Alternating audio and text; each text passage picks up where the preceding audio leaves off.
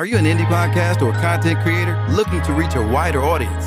Look no further. Introducing Podcastic, the ultimate podcast network designed exclusively for indie creators like you. At Podcastic, we believe in the power of unique voices and fresh perspectives. We're here to amplify your passion and creativity, connecting you with the growing community of engaged listeners who crave original content. Podcastic is more than just a platform. It's a support system built for indie podcasters, offering a range of resources to help you succeed. From tailored promotional campaigns to professional production assistance, we're here to help you shine. Our intuitive platform makes it easy for you to be seen and heard. We do all the heavy lifting for you. You just show up and create. Plus, with our advanced analytics, you'll gain valuable insights into your audience's preferences, allowing you to refine your content and grow your fan base. Ignite your passion, expand your reach, and thrive with podcasting. Visit our website at www.podcasticlife.com to get started. Podcasting, the home for indie podcasts and content creators. I pray that my love for you is bigger than what my parents have. So you must be my daughter's new friend? Candy, let me ask you a question. Oh, so this him? This the man that comforts you more than me? Mama, all men ain't like daddy. That's not fair! Rise and grind, wanna show at 9:15 a.m. Monday through Friday, great conversation, guest appearances, 'cause you experience us on the cusp of blowing up. Boom! Wake up, wake up.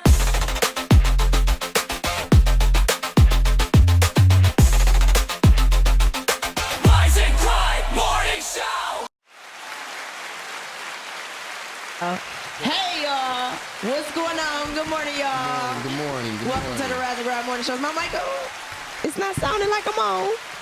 Y'all hear me? Is this thing on? Do y'all hear me? Good morning, y'all. Welcome to the Rise and Grind Morning Show.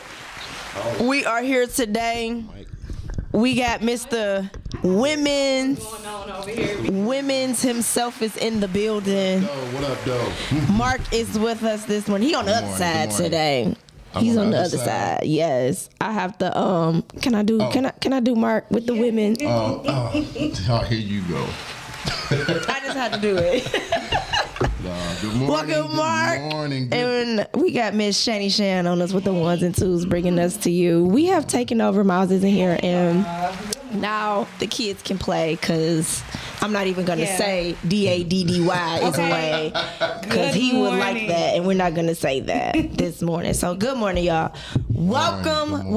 Shout out to Mark in the building. Mark made it. He came in. As long as I got my suit and tie. Now I'm feeling underdressed. Okay. No, it was just a... I'm feeling underdressed now. Why is that? Because you came in with the tie and the shirt and it's iron. I mean, yeah. The shirt is Iron, ladies. It's iron. Like, I can't even tell you the last time I ironed. Really, I just got clothes. Shitty, you don't I iron? do not iron. You don't? No. I thought only white people did not. No, all my You too? clothes just fit me. I don't. I Yeah. haven't ironed since high was that you since count? high school or before. Yeah, for sure. Yeah, you I have. It's gotta been. iron, yeah. I have an iron thought and that an was- ironing board. I just never use. you just never don't used it, iron. yeah. No, that's so unfortunate. I iron. I iron. I iron my sweatpants. Do you? They get wrinkled. Yeah, exactly. I run the yeah. iron. Oh, that's my mom. My mom does all of that. Me, I don't You like don't to. use starch, do you? No. Okay, yeah. No, Yeah, I- I don't use Now you're taking it too far. you have taken it way too Use far. starch, I'm not okay. using any starch. good morning, Gal. Say me standing up in the corner. I'm a Yeah. stickler for being neat. Yeah. So, like, my stuff has to be neat. And I was always taught, you wear the clothes don't wear you. Yeah. So that's why I'm Yeah, going that's why I iron. iron. I'm going. I'm in control of all of this. No, but yeah, I just I had some clothes that I only wore once. You know, I got a lot of Yeah. clothes like that, so I just like That's a good color though, Mark. That's what's Look up. out, Mark. I He looked was in the ready mirror, for the no. women. Okay. I looked in the mirror. I'm like, I looked at myself. You know. Like, this nigga looking like a gay weatherman or some shit. Why can I see you being a meteorologist and to the right in these areas? So yeah, so the weather today is what? It's about 50 degrees outside. Yeah. But I'm gonna be honest, women love to see it. Yeah. Like, we prefer that sometimes over that little white t-shirt. Okay, so it's about 50 degrees and a There you go. 50% chance of me getting some pussy today, then, right? No. No. Maybe. I don't know. You might. I'm just talking shit. Listen, I'm taking miles. I'm channeling my inner miles. Your hair curls up, so that might work. It's still early in the day, Mark. Yeah, Listen, I know. you Also, never. it might be like 75. You never. It's still early in the day. The sun might come out tomorrow. No. Today. Okay. Bet your bottom dollar. Right. Today. And your hair I curl got up. $40. You know. Yes. Oh, you got that good You hair. know women like the curly hair, so yeah, you might get lucky today. I'm just saying. I missed that too. Okay. Yeah, I miss somebody running their hands. You through see? My hair. Oh, my Yeah, Lord. while I'm sucking. No, I'm just. Oh. Okay, Mark. Miles is in me, man. I'm possessed by Miles today. You say you gonna blame Miles? We don't want him nowhere in the building, but he did make it to Philly safely, so Yes. What's up? we are happy to hear that. Love you, bro. Glad you made it. P.O.P. Hold it down. We don't necessarily love.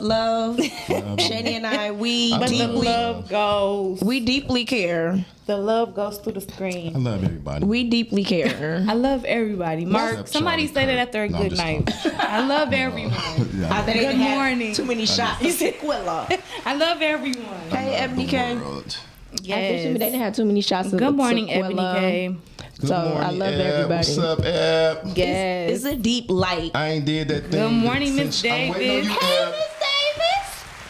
She said, "Oh my." Tiffany Davis show. That may be the 75%, The Mark. 75%. Hey, hey.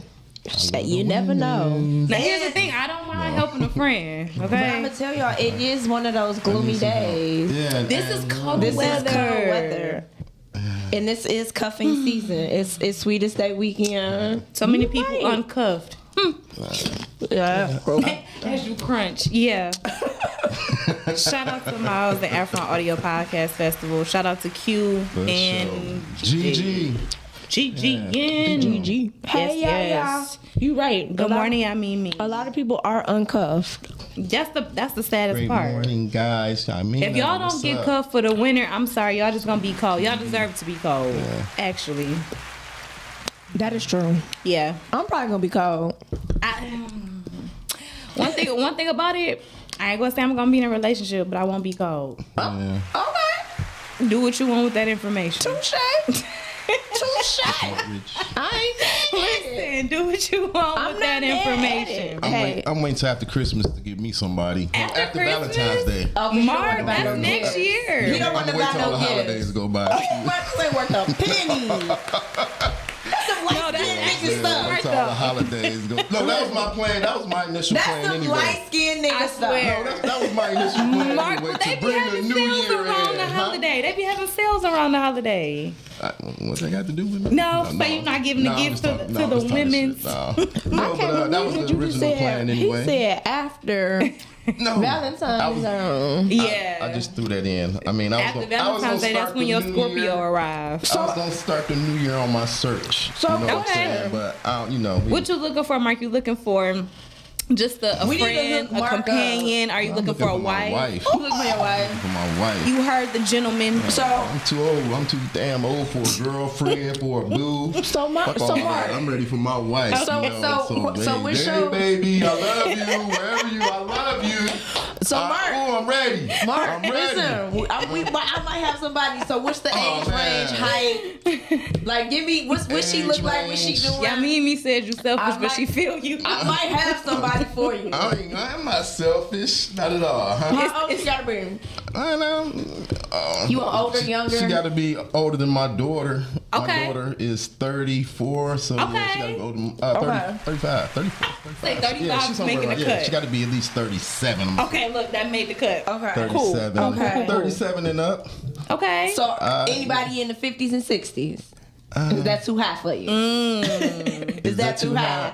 I actually have only dated like 2 people in my life that like, at my age So I mean, I don't care. I mean, as long as she, you know, you just want somebody that like you. No, I mean, yeah, exactly. You know, I feel like I'm about to get on the prowl for Mark. That's what I said. I don't want nobody matchmaking. This I is the show. want it to happen organically. You know what I'm saying? Just And she's gonna organically be present. I need a little help. Somebody put me on the Shani, panel. it ain't enough help in the world for you. Watch it. Be like, is it a match for you? Is it a match for her? We have a match. It ain't enough matching in the world for Shani because she picky. She don't. He got to live around the corner. Yes. He got no. But that way we can be cuddling on days like today. I ain't got time for Shani. You too difficult. I'm not matching you. I'll match Mark, but I'm not matching you. Okay. I was thinking about dating this. I mean, this lady, she was like 80. But she was 80? Yeah, she was 80 years old. That's not pretty age. No, she hit me up one time. This was a few years ago. And yeah, she was 80. I didn't believe she was 80. You know, she looked probably like, you know, mid 60s. You know what I'm saying? And I will, you know, but you know, I don't know. I need somebody with some energy around. Well, 80 probably don't have a lot. Right. I'm just saying. I don't know because You know some what I'm saying? 80-year-olds to be really fit and I'm in not the ready to be gym. sitting around watching TV, watching. But you know what? We gonna watch TV. They said the highest STD rates and STI rates are in the nursing home. So them people my be getting it goodness. in. Oh, so they be getting it when they can, They be whenever getting it in, you get it in. Yeah, oh, that's crazy. I'm sorry. Yeah, no, because I was reading this up here. Damn, they I getting never it seen in that the before. nursing homes. That's crazy. You ain't hear about that? No, I ain't heard about Yeah, they be getting it in the nursing home. So Yeah. it still works. So I don't know. I guess I'm still like when I was younger. We used to talk about old women, and for some reason I thought the thing closed. Oh, no, I thought the coochie closed up. It still works. I just never got over that. It still works. I'm still alive. I think it's so. Here's the thing. I'm still alive. I think that it's Sorry, always. we're closed. We're closed. I think it's always gonna work. I just think you got to be that man that make it work for her. right. You know what I'm Okay, saying? yeah, Because I 'cause- feel like, honestly, for women, it's more of a mental thing too. It is. So like, if you ain't mentally these buffoons stimulated, don't I mean, understand. but if a nigga just go ahead and just suck on that pussy, suck on your pearl tongue or something, y'all not gonna be stimulated? Is that gonna stop? I mean, I'm not that age, so I don't know. I mean, I'm not 80. but that's not all. I mean, because if a girl, I don't care if a girl ugly or what. She gets So here's the thing, So and I've heard basically, that. just skip to Everybody- the. No, because I've heard that from No. dudes. Dudes will say, I'll hit an ugly chick. I don't I'm care not how hitting she the ugly chick on looks. She can purpose. just turn No. around as long as I'm getting what I need to get Oh, no, done. I can't do that. I've No. heard dudes say I'm that. talking, heard no, that. I can't. No, I'm talking about if a girl just.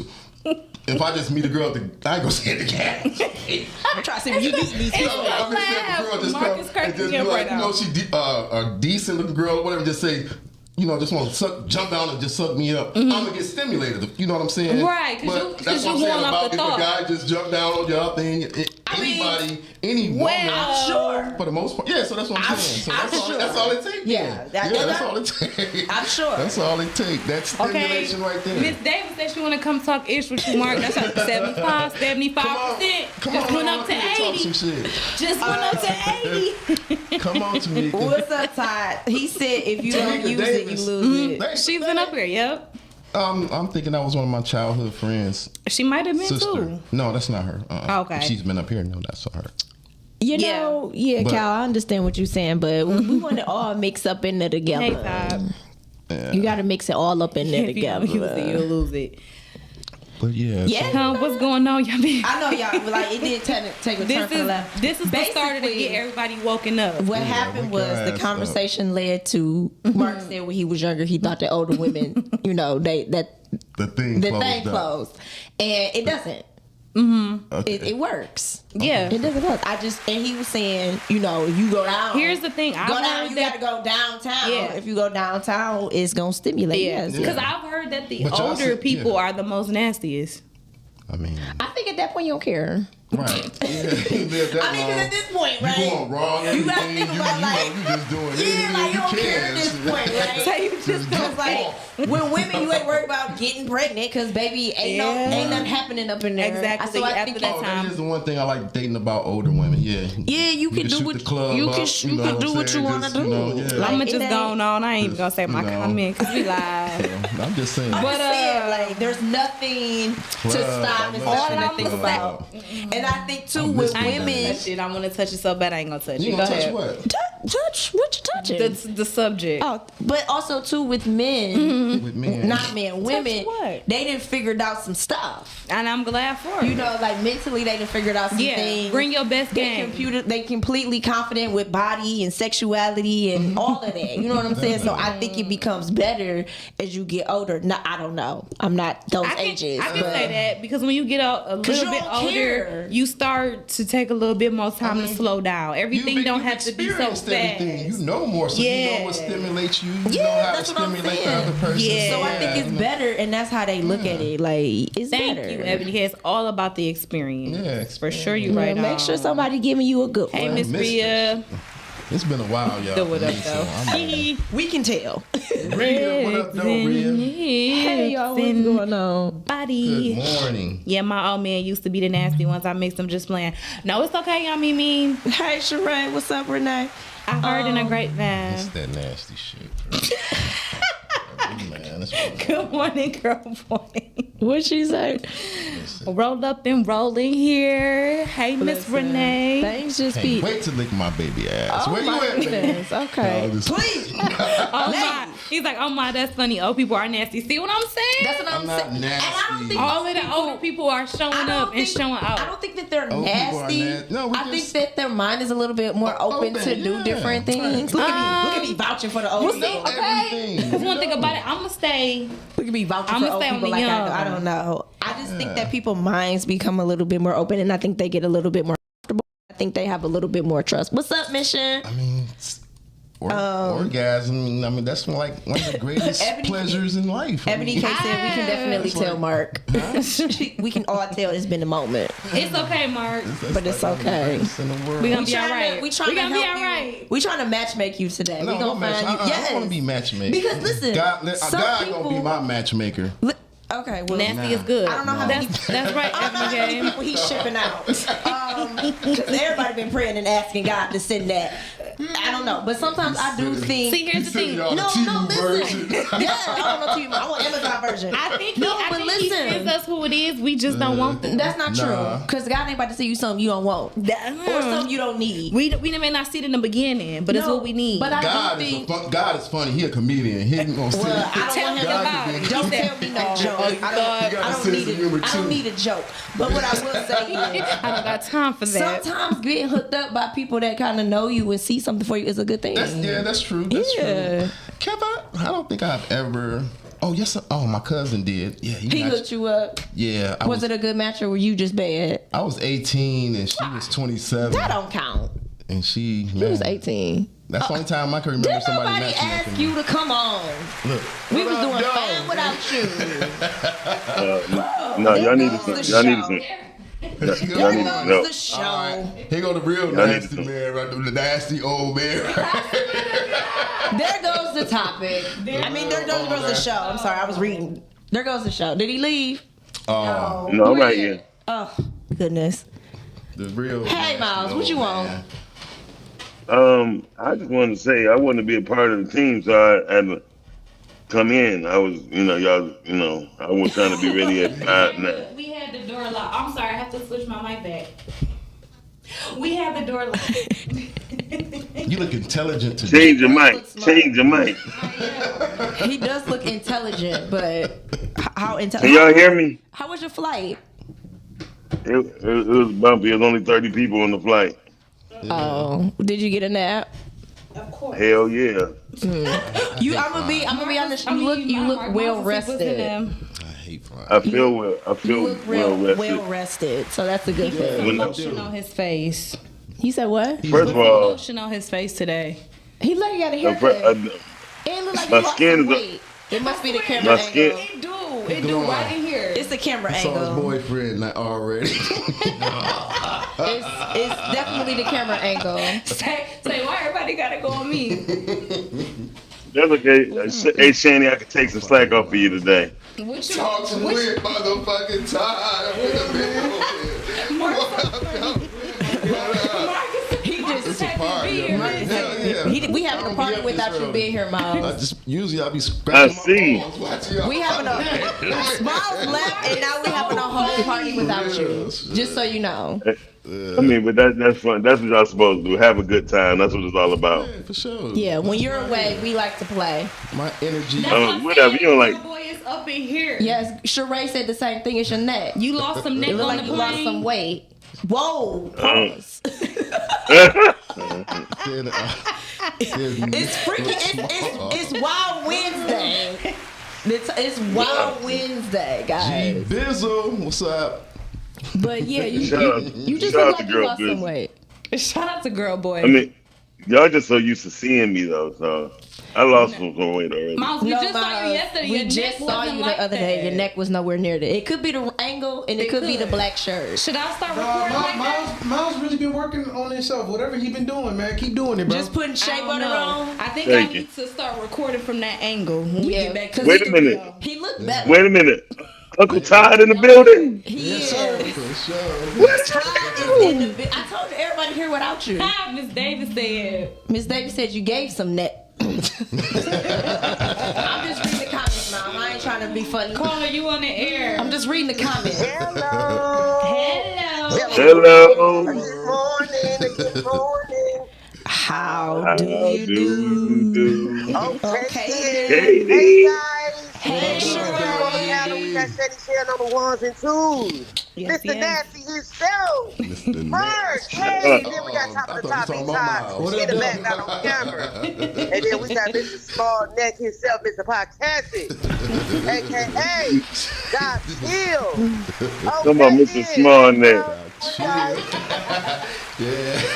Okay, yes, so I know that when Doc came on camera, it blew the conversation. It did. Because Very really, to clear. be honest with you, him and Marcus neck and neck of being nasty, so we Man. don't know where that goes. Neck and neck. Sorry. And we're Yeah, just he's talking neck about and neck. neck and Oh. obviously today Doc don't have a neck today. He's He been. might be Mr. Benzino himself with no neck. But the thing is, Damn. for real, Benzing zing. when you got to be open minded with this. Let me go back to my comment. You got to be open minded when it comes to that, because if you be closed minded and don't want to do things, you're gonna get cheated on. Indeed. At the end of the day. Because if we got to do this for a Listen. lifetime. If you tell me you don't want me to spit on it, I'm going to cheat on somebody that want me to spit on it. Oh, okay. Damn. And that's just that on that. So You like spitting on that thing, you have GB? to go beyond. If it's your partner, you can't just be doing like outrageous shit. But if it's your partner, you got to go over and beyond. And that's why y'all baby daddies be cheating on y'all. GB. Do you be hawk spitting on that Oh motherfucker? my goodness. Some things I just don't want to know. You never mind. Yo, GB, do you think it's great if you Hey, Tom. you put that out there Hey, how about you? in the beginning of the relationship? I think it is, because once if you tell the truth in the beginning, then they know what to expect. For sure. There you So go. if the Honesty shit is like always- die down later on, you know that I'm finna go ahead and get somebody else that want to be freaky. Yeah, Yeah, you gotta tell the truth in the beginning, I believe it. because I then they believe know what to expect. Yeah, For sure. I think that's best. Yeah. I Are think you waiting any girl You got boy? to, because nowadays that's what we mess up at. We don't tell what's what in the beginning. So then it could go either way. Like later on, in the relationship. Oh, where you learn this at? Oh, you cheating on me? Or you know what I'm saying? Like it could go up or down. I mean, what if you want to just not use all your best moves in the beginning? That I mean, that's No, you need You ain't if you use everything. if you a nympho, can't do that. You can't do that in your the partner that beginning. you a nympho. I made that mistake before. You gotta ease them And into things. I it's hard to hold back.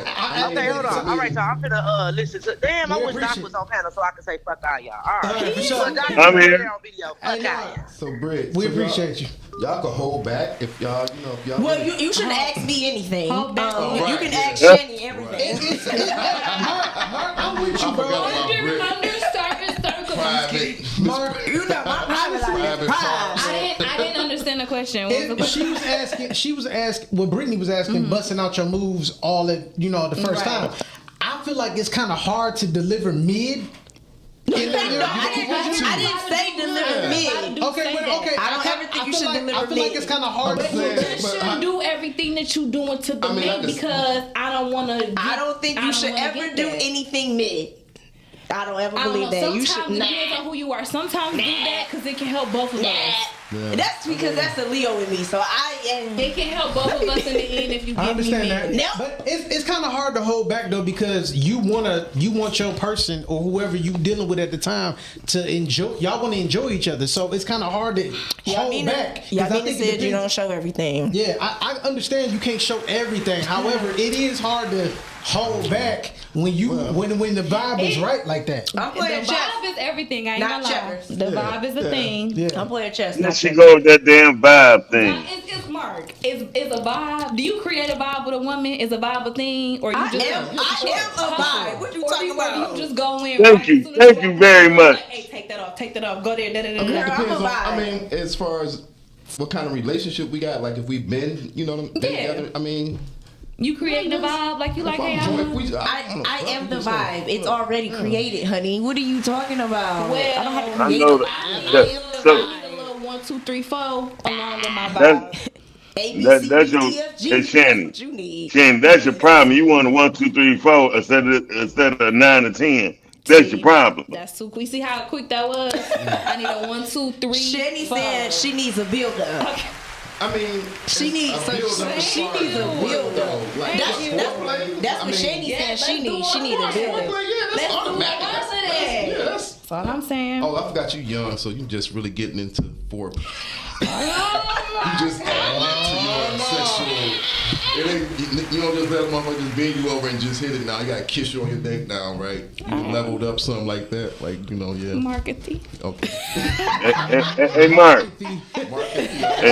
Hey, look, Mark, you gonna need some mops around there in a minute. Thank you, Tamika. She said it. You gotta leave it one more. It's a mental thing. You gotta get in that mind. Once you get in that mind, you get everything else you want. Yeah. Let me be quiet and finish eating my apples. Listen, it is too much for me. It's too early. All right, so what's the topic? I do got a question because I didn't see the topic, but I guess y'all talking about. Top of the top, caller, you on the air. Roll up and roll in here. Hey, Miss Drake. Hey, y'all. Hey, I want you, Shani.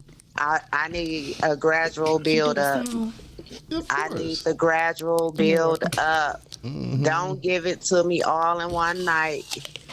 Because I want to feel special. And I know that you done put your face and your tongue in somebody else's booty hole and crack. Yeah. So do that gradually. Make me feel like I'm the only one who you just lie to me and be like, I ain't never did this shit before. And I feel like, for real? I told you. Hold on, I told y'all women like being lied to. Yes, lie to me. Yeah. Because y'all like to be lied to too. Don't even lie about Nope. that. Like y'all like that. No, I don't. Yes, y'all do. Y'all be like, this bitch she's lying. Men would say she's lying, but will willingly still take whatever she's giving. No, Drake, listen. It's the same. Drake, listen. That's not. Trust me, that is not all men. Okay. So if a lady, hold on. So if a lady like, y'all in an intimate, you know what I'm saying? You know, like y'all intimate, y'all being intimate, and she just like, I ain't never did this. You gonna be like, all right, I'm straight. No. Exactly. So in our head, we're saying the same thing. Why y'all gotta be so nasty with it? Women are y'all lie. Y'all like to be lied to because that shows y'all. That makes you think y'all in control. So y'all automatically be doing it. Yeah, exactly. Just like y'all will. No, we won't. Just lie. If it's bold for us, we be like, all right, let me smash this and leave. Yeah, me too. No, but for real, listen. What the topic was, are you freakier when you get older or when you're younger? That is not the topic. We have not even gotten to the topic. We're still I thought that was the topic. No, I was the topic. No. I'm way freakier now than I was when I was younger. Yeah, no. It was we were just having a conversation. What about you, Brittany? Are you freakier now that you're older? Are you freaking? I think that my private life is private and it's not your business. That's how she won 3 awards. I definitely don't. Lying to me. You ain't gotta lie to kick it. No, you don't have to lie to kick it, and that's for real deal. I'm probably never mind. What? Exactly. You like to be in control too? Yeah. But let me say this for real. I think that I tripped that I asked men, do you have the same experience with all women when you intimate, right? Why are you asking that question? Because I want to know, like, if you're going to treat me like the same person. I want something different. If you really do eat butt or whatever, you know what I'm saying? I don't mind if you do that to me. I don't mind, but just do it to me in a different place. Like, that's all I'm saying. I don't want my experience to be the same that you had with everybody. I want you to be like, I ain't never ate booty at Burger King. That's what I want. Okay. That's what I want. Okay. And on that note, I'm going to see y'all. So when I say roll up and roll in here, you better roll it up. Thank you. Private life is private, and that's how it should be. Thank you so much, Renee. Roll up and roll out, okay?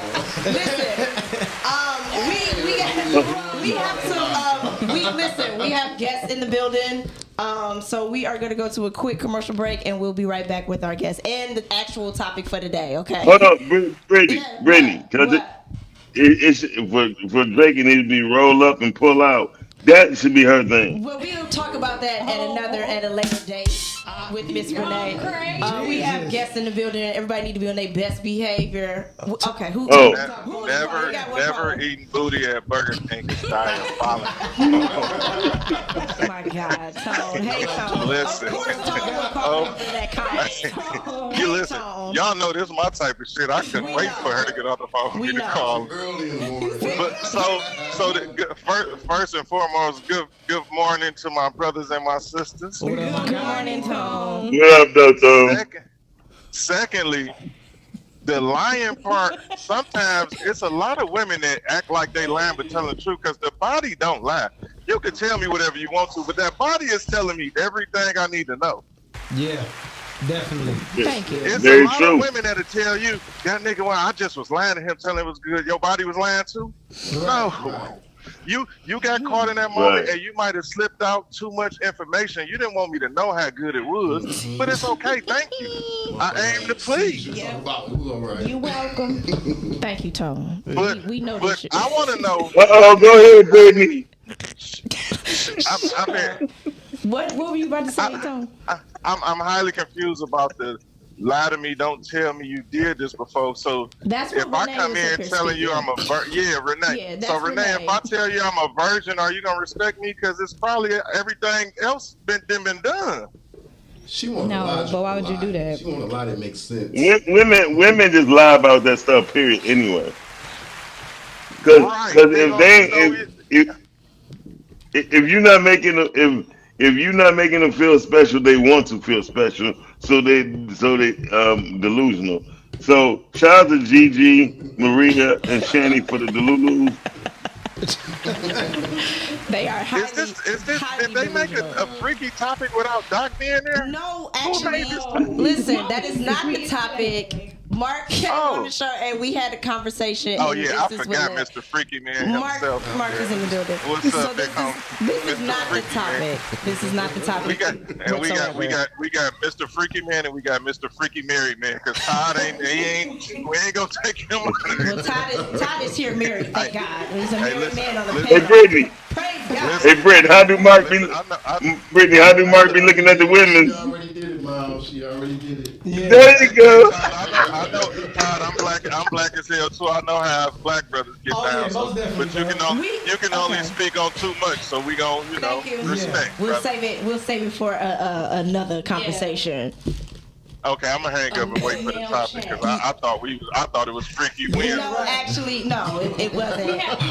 He thought it was Wine That Ass Wednesday. It's not. It's not. I got so happy. We know you got extremely excited, but that is not the topic. Excited. Okay, yes, but no. Thank you, Tone. We appreciate Thank you. We appreciate you y'all. always. I tap back in. Thank you. Yes, we are about to go for a quick commercial break, y'all. Bye. Bye. Peace. Bye. Bye. Hold on, y'all. Bye. Wow.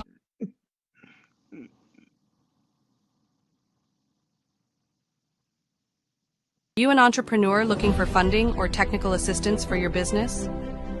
If so, you have the unique opportunity to attend the 2025 National Microloan Conference at the Hollywood Casino at Greektown, November 5th to 6th, 2025.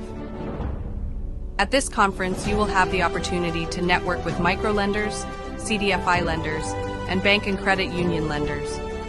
In addition, there will be small business service providers, business mentors and coaches, accountants, lawyers, marketing professionals, and more. Plus, there will be 60 workshops and over 60 speakers. To register, go to www.microloanconference.com. Are you an indie podcast or content creator looking to reach a wider audience? Look no further. Introducing Podcastic, the ultimate podcast network designed exclusively for indie creators like you. At Podcastic, we believe in the power of unique voices and fresh perspectives. We're here to amplify your passion and creativity, connecting you with the growing community of engaged listeners who crave original content. Podcastic is more than just a platform. It's a support system built for indie podcasters, offering a range of resources to help you succeed. From tailored promotional campaigns to professional production assistance, we're here to help you shine. Our intuitive platform makes it easy for you to be seen and heard. We do all the heavy lifting for you. You just show up and create. Plus, with our advanced analytics, you'll gain valuable insights into your audience's preferences, allowing you to refine your content and grow your fan base. Ignite your passion, expand your reach, and thrive with podcasting. Visit our website at www.podcasticlife.com to get started. Podcasting, the home for indie podcasts and content creators.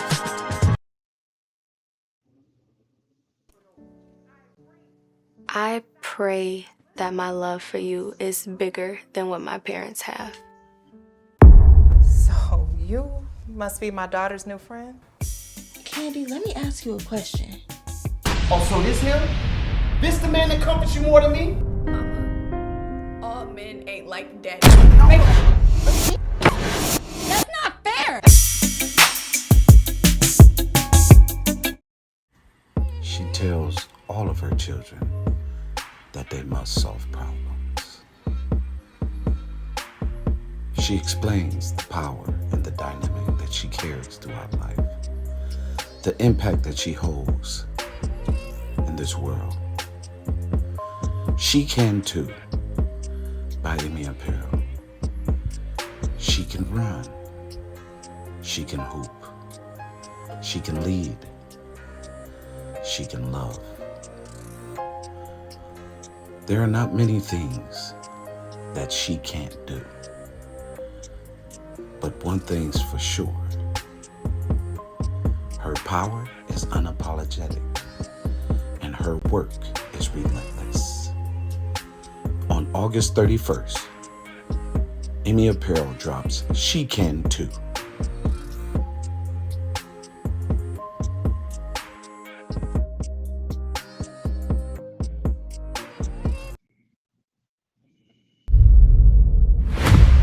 So I'm gonna be like Queen Latifah and these bitches set it off.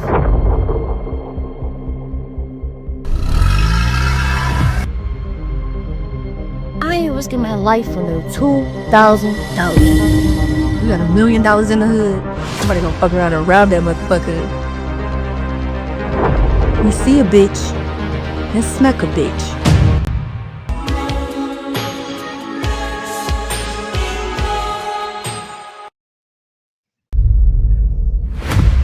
So I'm gonna be like Queen Latifah and these bitches set it off.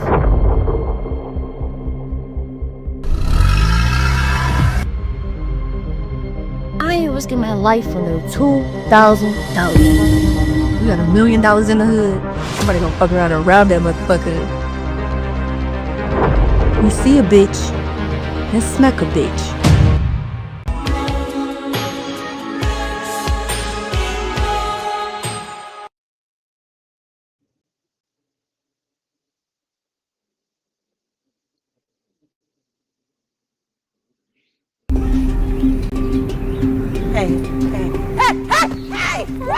Chase! Oh God! No! Oh God! No! Oh God! Oh! Where's my child? No!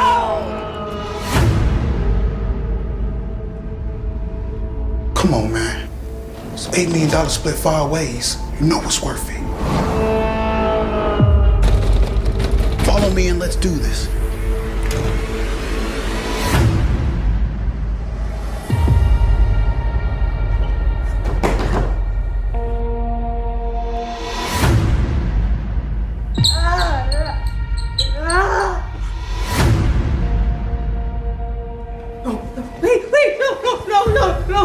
Please. You better pray he doesn't come home. No,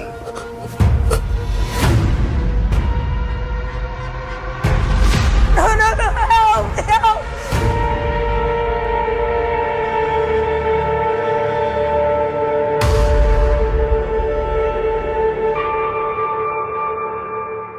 Hey, real quick, I know you guys are enjoying the show. Yes, we are always having a good time on the Rising Ground Show. But please, do me a favor.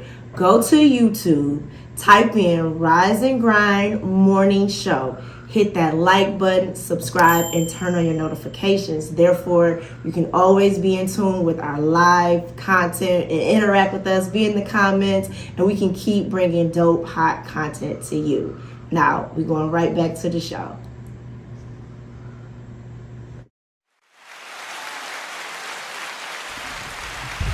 Okay, y'all. Hey, welcome back, y'all. Welcome back to the Rising Ground Morning Show. I am your girl, Miss Brittany Chanel, and it was just a little wild Wednesday. We might actually have to incorporate that into. Definitely. We have to incorporate that into.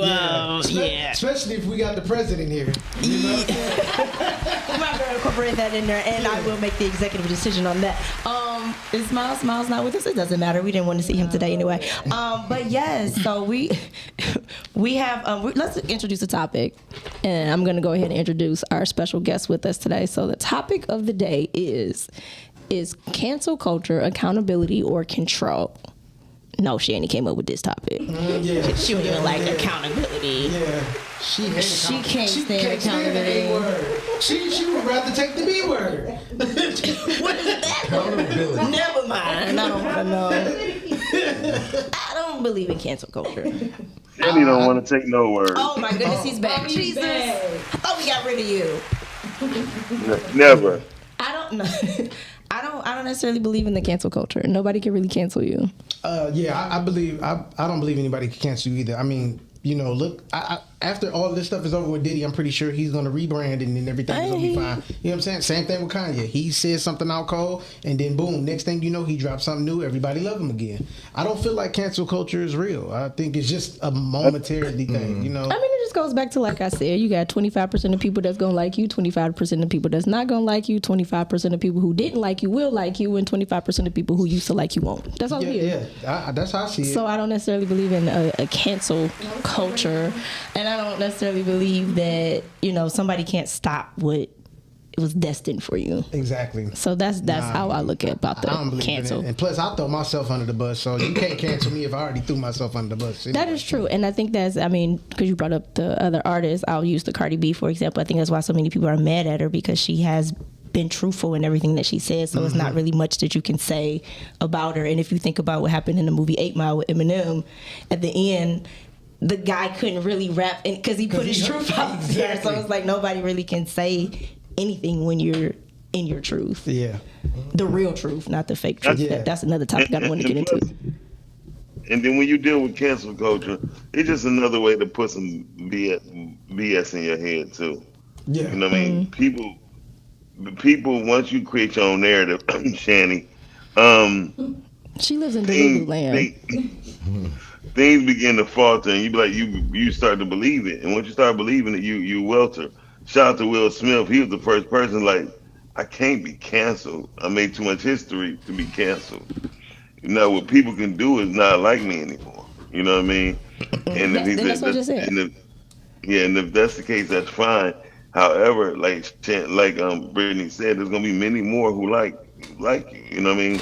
So I know for a fact there's a lot of people who don't care for my thoughts. We are the main ones. Everybody I know. It's the main one. Everybody except for Todd. Todd is a perfect gentleman. He won't say it to my face like that. He at least. He's kind of on the same page with the rest of us. Miles, please. I know I've been going for a minute, but I'm not out of the loop like that. I think it's fair to say that everyone at this table don't really like the. I'm gonna let you know. You know I'm gonna let you know if I disagree with you. I think it's fair to say that everyone at the table is not really feeling your Todd was the first person who gave me a piece of gum at the Oscars. But He anyway, was looking out for that breath. as well as his nose. As well as his nose, Miles. That's what was first of all, we got some guests. We got guests, and I ain't gonna sit there. Huh? She's about to introduce I was about to introduce him, so I was rudely interrupted. Okay, well, go ahead.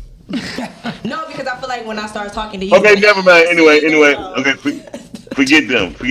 What I'm saying, no, I'm joking. Go ahead, dude. Okay, so I'm going to go ahead and introduce our guests with us. When they came in, they were, whoa, what did we walk into? Don't worry, it was really good. So I have with me to my right, Miss Tressa, who is the owner of Lovelaces, correct? Yes. And her daughter, Miss Mackenzie, who has a wonderful film festival that's going to be coming here, correct, to the city. She's at Howard, y'all, working on a PhD. Look at that. Yeah. Brains and beauty. Y'all better get y'all some. Look at God. You said what? Welcome, ladies. Thank you so much. Yes, welcome. For joining us. A little bit of the Wild Wednesday, but we get into y'all today. So, Miss Tressa, you want to start with talking about the Lovelaces? And how I'll you go got ahead into and let that? Mackenzie You want get started. Mackenzie to get started? Yeah. Okay, we'll start with Mackenzie. Because you got the film festival coming up. You've done 7 shorts, correct? 7 shorts that you've done. Okay, so tell us a little bit about that. Okay, so welcome. Thank you guys for having Thanks me. for coming. Yeah, we appreciate it. Thank you. So I'm having a film festival here on November 5th. It is called the Afrofuturist Femmes Film Festival, and we'll be highlighting Afrofuturistic films from all over the world. We have about 13 different countries, or people represented from 13 different countries who have submitted their films. We're going to be showing, I think, around 20 films. We'll have workshops. Film Detroit will be there with the resource table. We'll have a panel. We'll do some table reads for scripts. Okay. So, yeah, it'll be a lot of fun. I'm an Afrofuturist filmmaker myself. That's why I'm studying at Howard. I'm studying matriarchal Afrofuturism. And for those who don't know, Afrofuturism, when people ask me what it is, I usually say Black Panther, because that's, I think, the most prominent cultural Afrofuturistic moment that we've had. So kind of like sci-fi. So did you see the movie, was it Supercell? Did you see that on Netflix? Oh, no, I haven't seen it. Okay. I know of it, but I haven't seen it. So would that be considered? I think so. Because they have like superpowers and things like that. Because I know it's based on them having sickle cell. Yeah. So they're having like all these special powers because they have sickle cell, and they can do all those like kind of like the Black Panther and stuff like that. So that's definitely Afrofuturism. Okay, so season 2 is coming out shortly. I like this show. Okay, I have to watch it. It's a really good show. It's on Netflix. It's called Supercell. When and where again? So it is November 5th. That's a Wednesday night from 5 p.m. to 11 p.m. at the Greektown Casino Hotel, Greektown Hollywood Casino Hotel. And you can get tickets. You can go to my website, which is MackenzieGalloway.com. That's MACK, MackenzieGalloway.com. Or you can just search it up. You Google Afrofuturist Femmes Film Festival 2025. Okay. And because we did one last year in D.C., so yeah, if you search it up, you can get tickets. It'll be a lot of fun. Nice. We turn up, right? We have fun. We have fun. What got you interested in doing the film festivals in the first place? Me. Okay. Because I'm a filmmaker and I submit to a lot of film festivals myself, I noticed that there wasn't any space for Afrofuturism, especially women in the space. And I know how important it is as a filmmaker to have I don't want to say your film's validated by a film festival, but if you are accepted into a film festival, it definitely increases the visibility and the sort of validity of your film. So I wanted to give people in the Afrofuturist space an opportunity to have that. So even the people who are not accepted into the festival, we still give them an honorable mention so that they can, it's called a laurel. You know, when people have all the things that say winner of this film festival and selected in this on their poster and in the trailers and stuff, that's called a laurel. So at least they get that to show, okay, we're an honorable mention. So pretty much everybody, even if they're not in the festival, gets some sort of recognition, because the goal is to platform people and just give them more opportunity to showcase their work. Nice. So, yeah. I like that. I really like it too, because you said a lot of women, especially women of color, we don't get to see us playing these other roles and things. It's we're usually kind of cast type, and they like to keep us in the drama field and angry and by ourselves and single ratchetness. Yes. So I love it. I love to see it, and that's I love it. And I always tell people that all the time, because I want to show people, hey, we do other things, and we can fight, and we can do stunts, and we can do and I think with being an actress and knowing other Black actresses, we want to do that as well. It's just some people aren't courageous enough to step outside of the box and do something different. What were you gonna say, Miles? So Brittany, make sure you get her keep her contact info so we can connect her to who. Yes. Yeah. Okay. Absolutely. So when it comes down to it, Mackenzie, what you're doing is a great thing, and I think it's definitely about time for women in the film industry to get other roles other than being the negative, condescending roles. And I appreciate you even reaching out and doing something like that for people, because it takes courage to do something that's not of the norm. Yes, well, that's my whole personality. I never followed the norm. I used to get bullied for it, but now people love me for it. But you didn't get canceled. You did not get canceled. Cancel me but before. They can. What did you almost get canceled, or what did they try to cancel you before? I don't even know if I want to say it on here, because of course you do. You're on the morning show. You can say what you want. And look, and you can't get canceled on our show. Exactly. That's for sure. Well, this one girl tried to cancel me because my friend and I went on a trip in 2021, and she felt like we shouldn't be on a trip because COVID was still a thing. But we went somewhere where COVID was not a thing, and we were also in a remote place. So she was internet famous, so it kind of did work. A lot of people didn't like us, and my friend who I went with is an influencer, so Kyla. So people were, they were not happy. She's saying names. I love her.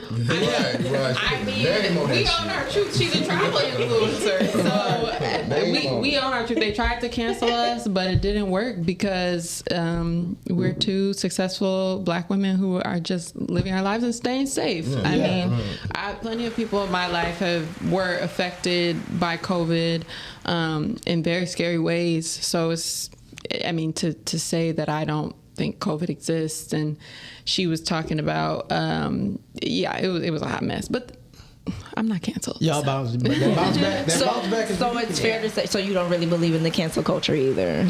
Well, I think people deserve to be held accountable. I agree cancel with culture that. doesn't usually include any type of accountability. I can agree. So with that. yeah. Well, what is the I'm just gonna ask y'all on the panel right now. But what is accountability when it comes to cancel culture if someone is speaking their truth?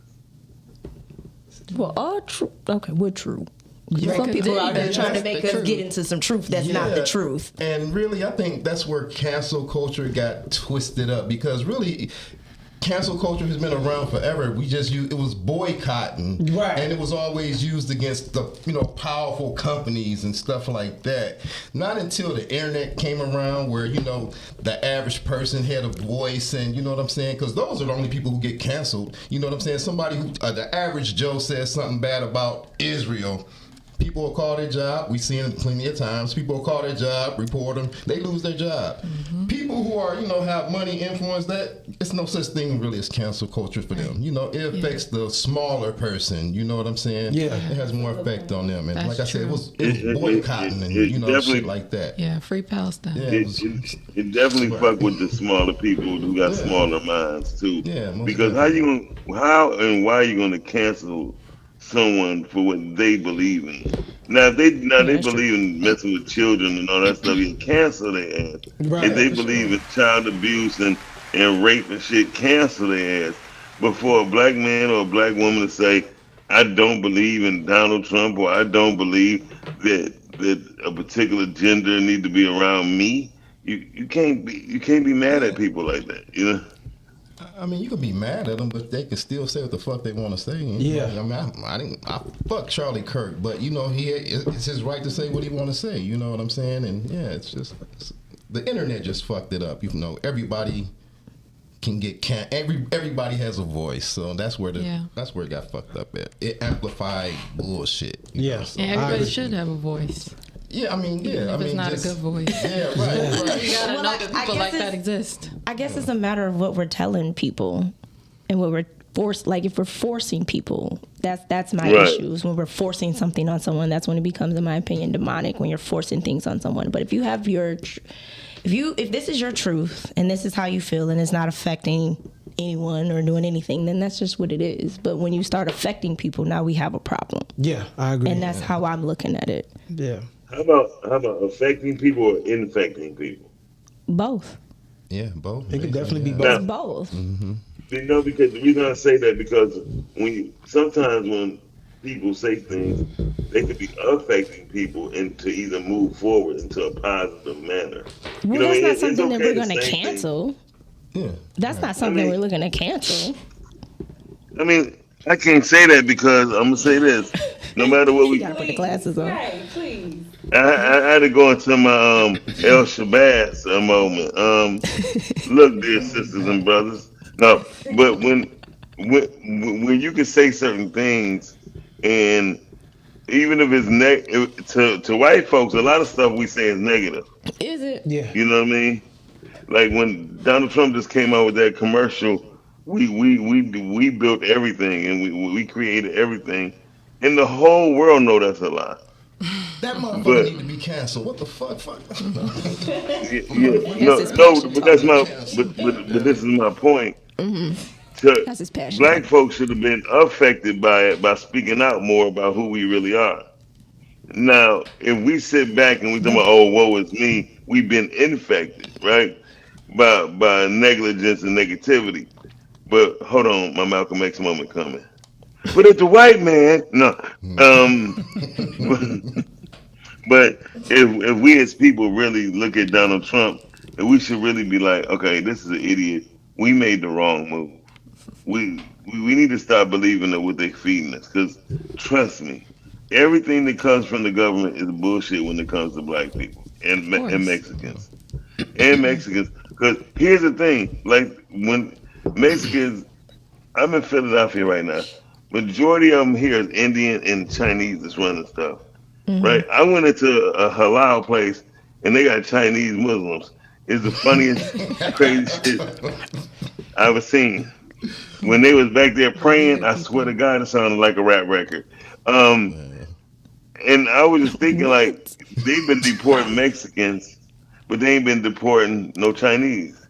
And Chinese is way more sneakier than getting in this country than Mexicans. It's only two groups of people who don't have their own banks. That's Mexicans and African Americans. So Chinese have their own banks. So by them having their own banks, you ain't whispering, sweetie, I can hear you. But Chinese have their own. Yeah, we got banks. Yeah, we do. We have No, banks. we don't own. Listen, we don't own no banks. We have banks that's franchised by groups of people. But we ourselves as a nation don't have no banks. There's actually Chinese banks that's governed by the Chinese government in America. Arabic banks that's governed by Arabics in America.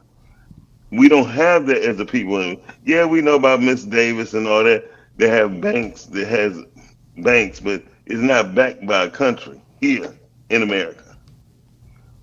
You know what I mean? We don't have our own. So we have an African backed. Yeah, bank. Because then it'd be backed by gold and diamonds. Oh yeah. One day. When That's you have a bank. You have a bank when your bank is backed by a resource. We don't have no resources in America. Got you. So that's what I'm saying. So trust me, you'll think like this. Why ICE ain't hit the Koreans or the Thailand or the people from Thailand or Tijuana? They not thinking about us because we don't have nothing to back us. Well, they just practicing. So They're coming after our ass. No. They already came after us, and that was the example. Yeah.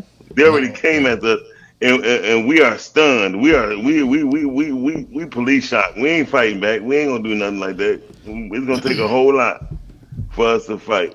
The Mexicans ain't even fight. They like, cool, I go back home and I sneak right back through the same tunnel I came through because y'all still ain't got it. But what I'm saying is, when we really think about it, we have to get our stuff together, or in order for us to even really continue to survive. If you think about finances, because we lost, sure. we are truly lost. Yeah, we just waiting on that plan. What'd you say? We just waiting on that plan, that one plan that the whole, everybody can follow. So yeah, that's what we. I mean, we could barely get on the same page about. Yeah, for sure, but yeah. So we got a solution for that. We don't. Yes, we do. We can barely get on the same page about marriage. Kids, Detroit equals family. We're gonna talk about it. Y'all can barely get on the same page when it comes to marriage and family in the black community. So we got real work to do in the black community. Yeah, for sure. Yeah, we got to. Yeah, most definitely. Like y'all don't even see that the single parent household is a big problem in the black community. The majority of people do. Yeah. But nobody's doing anything about it. Yeah. They're egging it on. They're getting on these podcasts and basically embarrassing one another in front of the world to see. Nobody's talking about, nobody's doing anything about it. They're basically highlighting, hey, you should cheat, you should do this person, so we got real work to do in Black America. Putting out all the wrong information. Before I ever give out. Or tell somebody to leave their wife or leave their husband or cheat, I always ask them one question: are y'all in counseling? That's the very first question. If they tell me they're not in counseling or they come up with some type of excuse, I'm like, if you don't go to counseling, you're not going to be able to break down anything. Sometimes we don't hear each other as couples. We need a third party to get us to see where we're going wrong. So I can never just sit up here and just be like, oh, damn, he did that or she did that. You need to leave or you need to cheat. No, that's stupid. No, it's easy to do both of those things. Trust me, I've done both.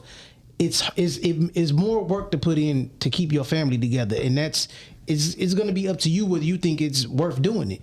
So therapy needs to start as a single person. Yeah, absolutely. By yourself. Absolutely. That's what I believe before you get with somebody. That's true. You need to figure you out first before you come mess up somebody else's life. Absolutely. Figure out your life and then get it together. Yeah. Speaking of that, we're going to go into Miss Tressa with Love Laces because I feel like that's what you... I want to make a comment, though, about the speaking your truth. Mm-hmm. Because I think it's a term that's used very lightly. Mm-hmm. Because a lot of people aren't necessarily speaking their truth. They're just repeating the truth of someone else. Mm-hmm. So when we say people have the right to speak their truth, is it really theirs? I agree. So what are you speaking? So when we talk about accountability and people speaking their truth, it's like, getting into conversations to have them validate this truth that they're speaking. And most times they can't because it's just repeating the truth of someone else. Not their actual understanding truth. What they're saying. Oh, no, I agree with you at 100%. Mm-hmm. That's why I said, what are we telling people? What is it? Because you have an objective truth and you have a subjective truth. Yeah. And repeating that information is the detriment of other people. Yeah. Mm-hmm. Absolutely. What is that, Miles? Yeah, he back. Oh. It's just such a downer. What you want to say, Miles? Hold on, Miles. Hold your thought. Top of the top caller. Hey, caller. Hey, man. Say, man. Hey, I just want to piggyback on. Jesus Christ, Miles. Go ahead, Cal. What was you saying? I just want to piggyback on what Miss Tressa was saying. It's like it's only really one truth. You know what I'm saying? It's only really facts. It's only like it's a difference between truth, facts, and opinions. Like a lot of people got that messed up. You know what I'm saying? Everybody think, oh, I'm entitled to my opinion, but act like they don't have to actually respond to real facts. Mm-hmm. That's what got a lot of us messed up. Mm-hmm. That my truth versus the truth. The truth is actually what happened. My truth is only some shit I can think of. Right. Right. That's all I want. All right, we appreciate you. What up, Cal? Thanks, Cal. What up, my For guy? being nice today. 'Cause you know, normally. Bri, Don't you even start it. Don't you even start it. I wasn't even calling for you. Goodbye. Goodbye. We appreciate you calling, Black Cal. Cal. You like to mess with me. Miles, what were you saying? Is Miles back? Yeah, here. You should do the Yeah, camera I'm the back. other way. Please put the I'm camera just back like- the other way. Scoot up. Yeah, we don't really like seeing you that way. Don't scoot. No, don't go down. Go Oh. up. Put it back the original way. Thank I can't. thank God for I personality. can't. Just hold it up. I can't stand up. Well, we don't want you Yeah, to. please. Shut up. Looking like the executive administrator. You do look pretty studious with your glasses, though. That I That's the only way you look studious, when you put the glasses on. What were you about to say before Cal So, called? No, it's before Miss Teresa interrupted me. No. I'm just at the point to where when people start talking about their truth, Miss Teresa, I agree with you. However, I don't think people really like repeat stuff. I really believe that they think they know what they're doing and saying when it comes to us as Black people. We lost all accountability, right? Because we don't even forget the support part. We don't even know what each other do or what has been done to get us as far as we have gotten so far. You know what I mean? Or y'all follow me? Because everybody looking like that. I mean, I guess I was trying to see where you were going. Yeah, I was trying to see where you was going. I was trying to understand what point was being made. Right. I didn't feel like a point was being made. I feel like you were just making a statement that we didn't really understand. Like, what's your point? I was making a statement. You were but doing then better I when you were zoomed in. I'm trying to understand your point. You said us as Black people, we've lost all accountability. Yeah, because we're not accountable for nothing. Because we still don't control or own nothing in this whole country, and that's crazy. We own nothing. But actually, So we at do. what point are we gonna take the Actually, we accountability? do. We do. So Black people are the largest consumers in this country, and so the power that we have is in our dollar. And so if we went 24 hours and didn't leave our house and buy one thing, turn on one light, that would shut this country down. That is our power. But we can't get so our people to do that, to understand that. That's not our power. It's a power that we That's have not that our we don't power. understand Our we power have. would be if we own. Yes. You know, it's a power that we understand. No, It's a so it's power not a that we power. have that we don't understand we have. And we don't have enough control in our spending power to not circulate. We are the only community that does not circulate our dollar in our own community. Yep, for sure. And if we can get our people to understand that. I get that, but my point is, money is power. Money is power. well, I was saying that Economic. That's what how about this? Let's put it like this. I hear you. Minister Farrakhan told us this 30 years ago, and he proved it 30 years ago, and nobody's still following. What's that? So where we at? At this point, we had a stupidity level because he actually demonstrated that on October 15th. Actually, today, 30 years ago today, he proved that fact. And so to say that's our power, and someone displayed it and been saying that for almost 60 years of his life, and we still don't get it, that shows that we kind of slow. I mean, no other nobody's come group of with a people. plan. Right. I mean, A plan the that we will only all plan follow is and trust. Well, and I think okay. So you mentioned trust, and I think that's a big deal in the Black community. There is no trust, right? So there's no trust. There's no support, and there's too many egos. Well, I mean, you got to dig deeper than that, right? Because even if you take it back to the church, nobody trusts the church. True. Because of things that has happened within that. Nobody's trusting their father or their uncle because of things that happen within that. Nobody's trusting the women. You see what I'm saying? Like, so we got a bigger problem than just the whole dollar thing. I mean, it's bigger than that, though. Right? That's where it starts. We don't trust in. We have no religion. Nobody trusts in that. Or you do have some, but they're controlled by religion, right? You don't have the man in the house, right? The women are basically over excelling over the men. Yeah. The children are out of control, locked up, killing each other, dead, or just doing God knows what. Like, that's a problem just within itself that we can't even come together on. Like, that's why there's no money. Listen, it's money. It's not. How? It's a single household. Like, there's no money coming into that. I think on one hand you have that, but then on the other hand, Black women we are graduating from college at higher rates than anybody else. And that's true. That's true. So we've been pinned of it. But we've been pinned against. But no, listen, we've been pinned against our men with that, right? Because we're over excelling in our men. So now it's a power struggle with our men, and you got the Black woman as the most educated woman who's least likely to get married. Yeah, she's having less. If she's more educated, she's less than for a man. She's least likely to get married. She's not having children. She's still overworked and underpaid. Yeah. Right? Yeah. So we got a problem just within that. Yeah. With Black men and Black women. We got a problem just within that. We can't even come together just in that area. Which all affects the family. Which affects the family, which affects the money, which affects education, which it affects every socialization. It affects everything. So the issue is just the Black man and the Black woman are the problem for the Black community in Black America. That is the problem. We keep going. We got power here. We got power here. We can't even get power within ourselves together as man and woman.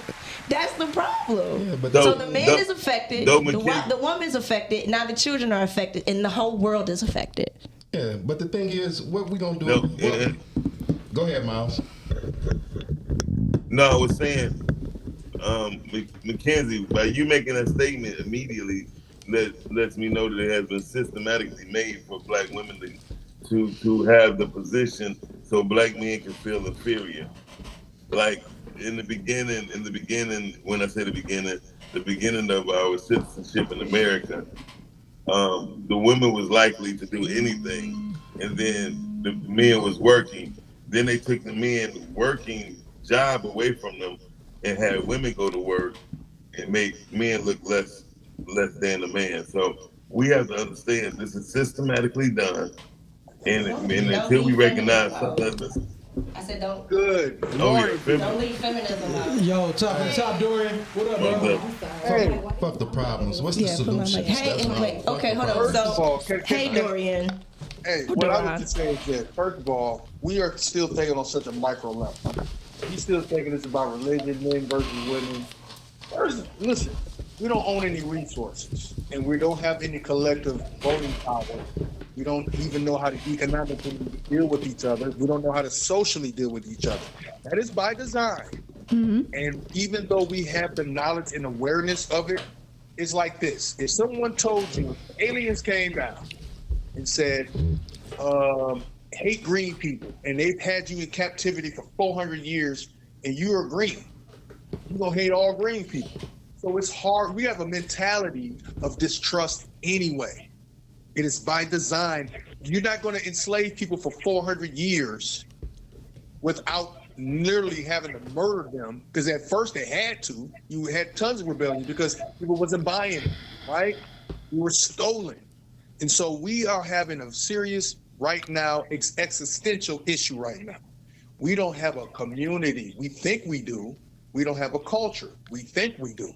We don't have any solutions because all the solutions lies within us knowing that actually we're still under oppression.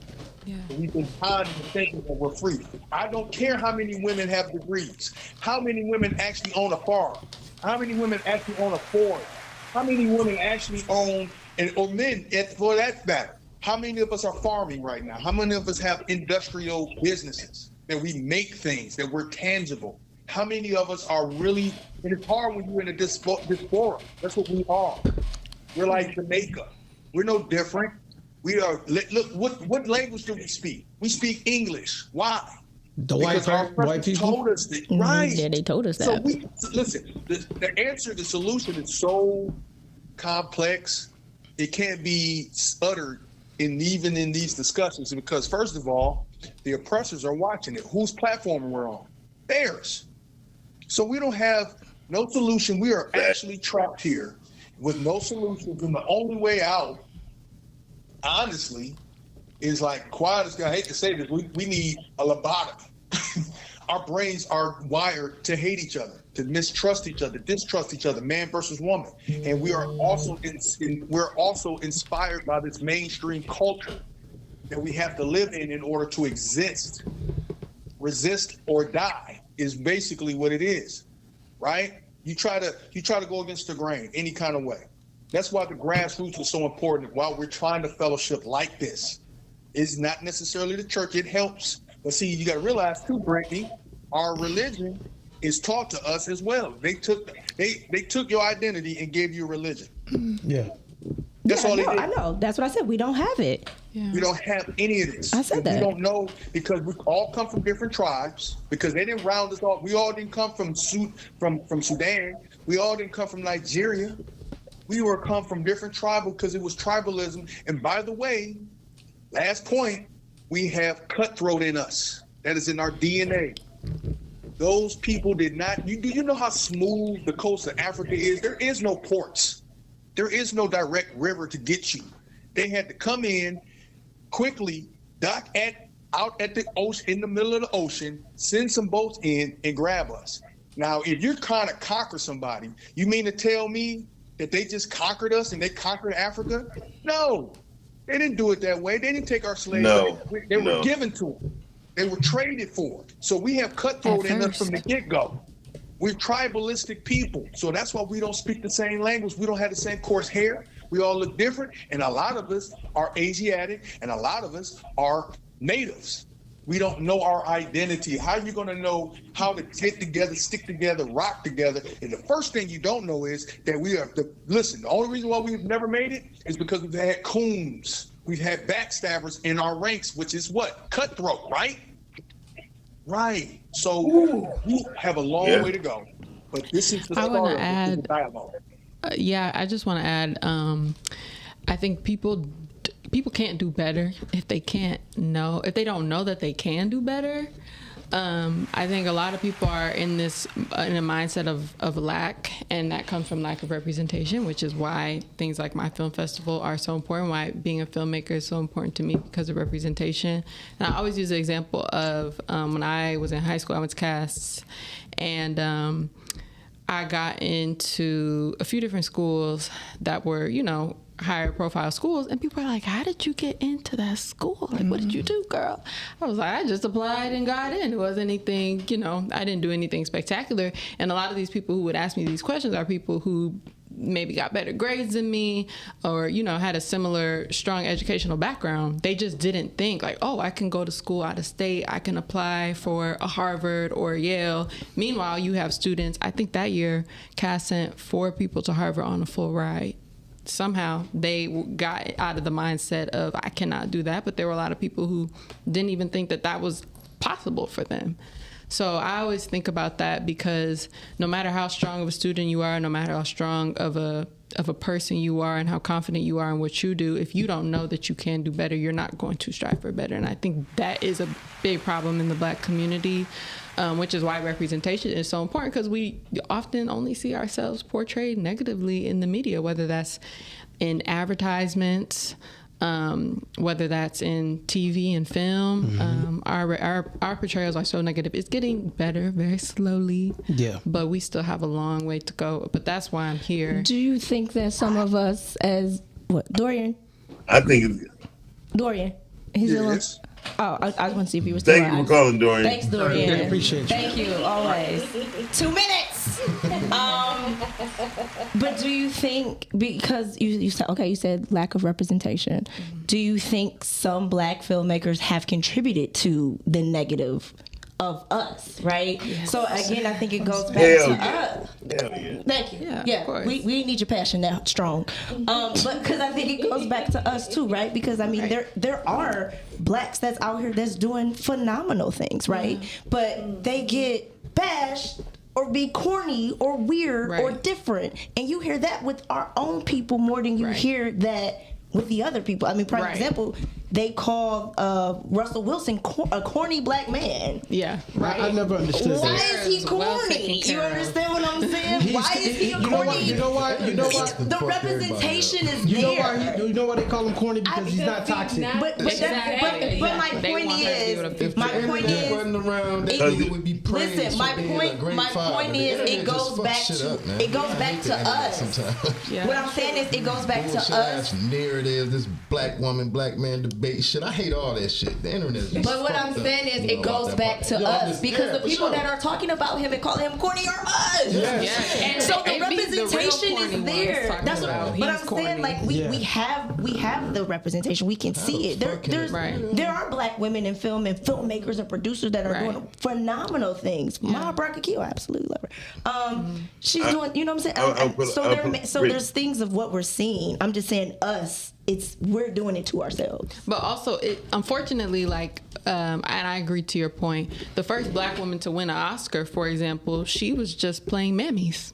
And she played them phenomenally. Yeah. But those were the only roles that were available to black people back then because originally black people were represented in blackface. So then when they transitioned into black people actually being represented by black people, we were playing caricatures of ourselves. But that's how, if they were not playing caricatures today, I would not be. If they were not playing caricatures back then, I would not be able to do what I'm doing today. I think a lot of people, they'll sell out for a paycheck, but unfortunately, because we're in a system that is built by an oppressive forces, white people, we have to, get people walk so that other people can run, right? So I hope that 20 years from now, there will be a more black-run media companies, and I think there will, because companies like Disney, NBC, they are losing a lot of money because of the political climate, and people are divesting from supporting these companies that don't support us. So I think we're seeing slow changes, but unless people,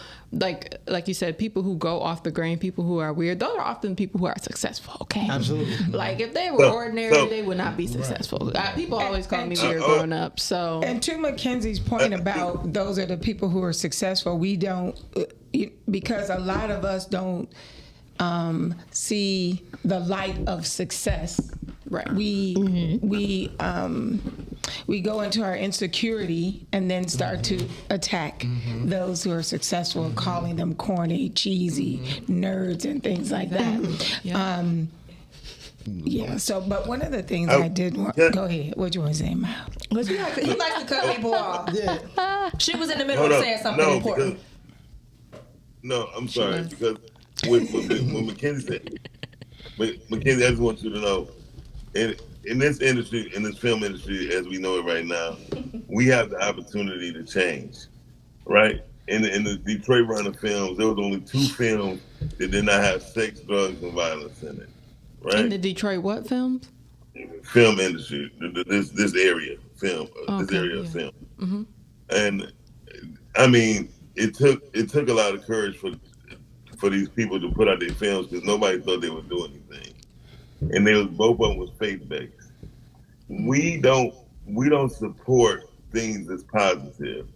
And then when you talk about the Oscars, about the black lady who won the first Oscar, most people don't know that the Oscar was made after a black man who was making films before they was able to even initiate films in Hollywood, which is kind of crazy. Most people don't know it. His name was Oscar Michon. Oh yeah, I actually, one of my films played in the Oscar Michaud film festival. Two of them actually. That's how I learned about him. But I didn't know he was making it before the big companies. Yeah, because they did, he actually showed them how to make films, and they shut him down. They shut all his stuff down.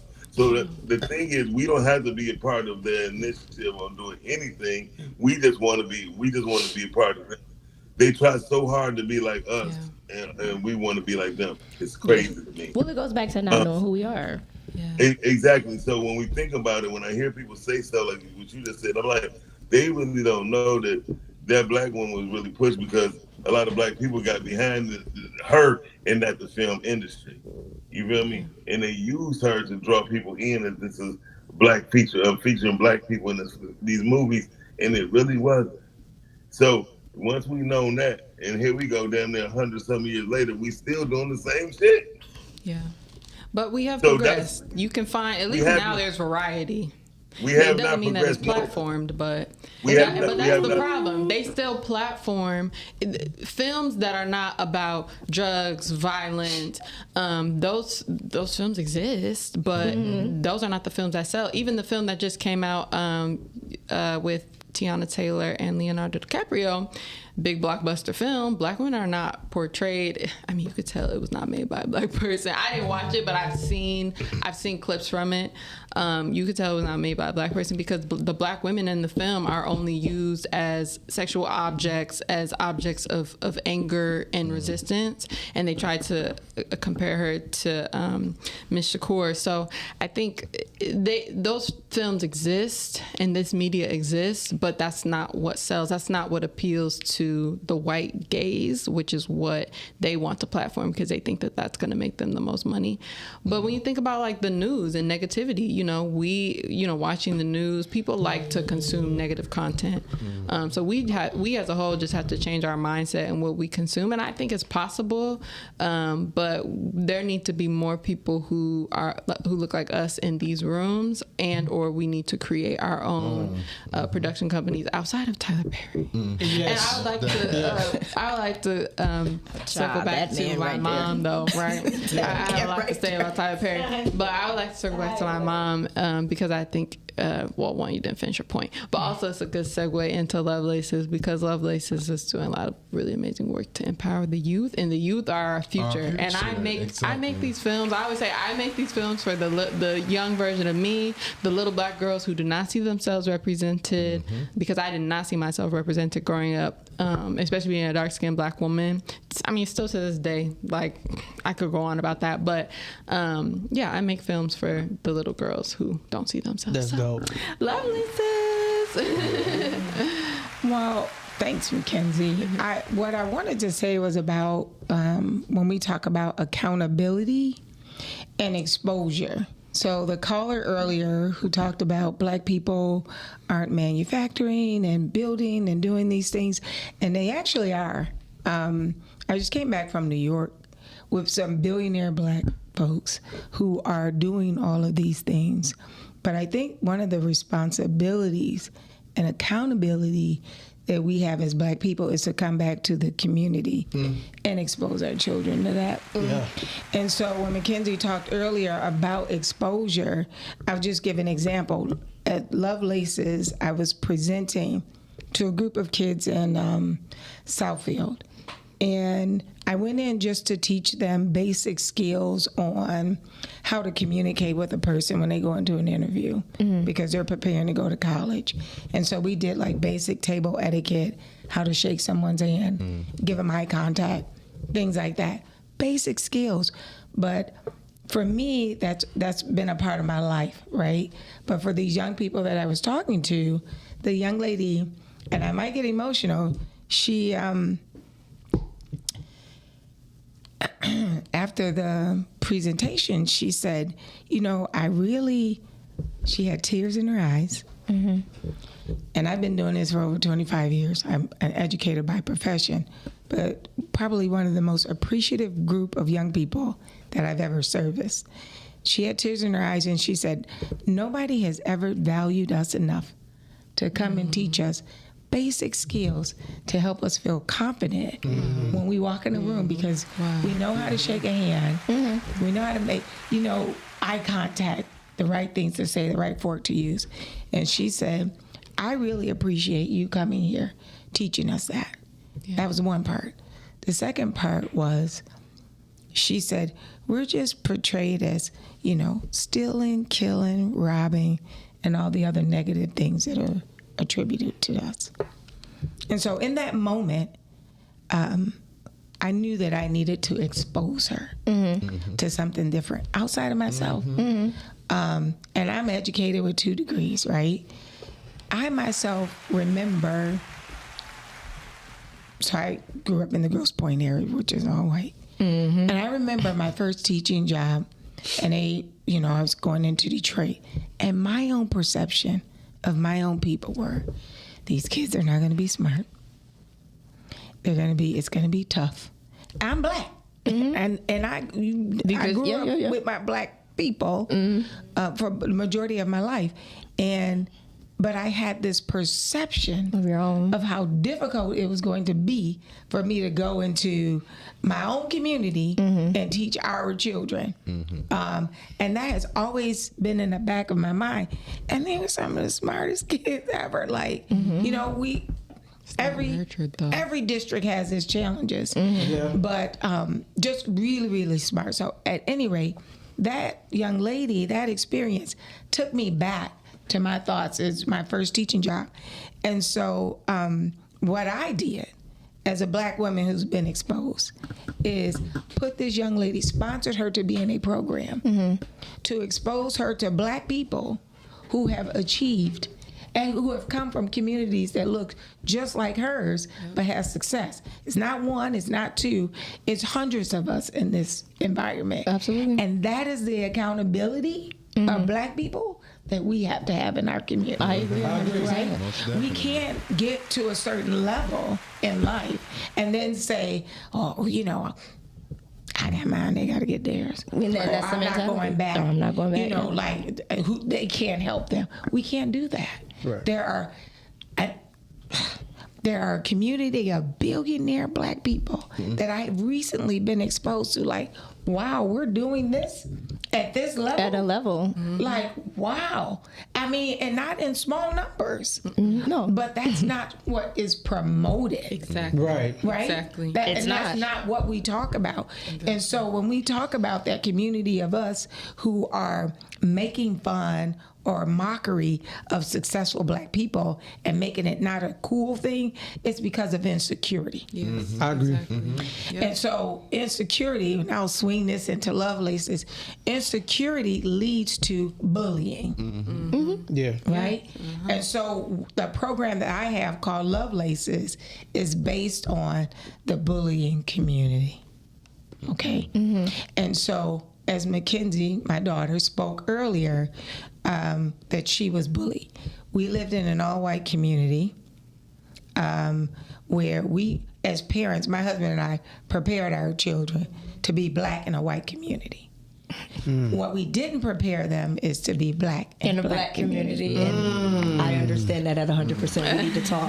So that's okay. Because I see why you say what you said. The bullying wasn't from the white people; it was bullied being. No, it was. It was from the white people. So you were bullied from white people. I was bullied from both because my school had black and white. That's a whole nother conversation. But yeah, it was both. It was both. So it was mainly white. A lot of it can.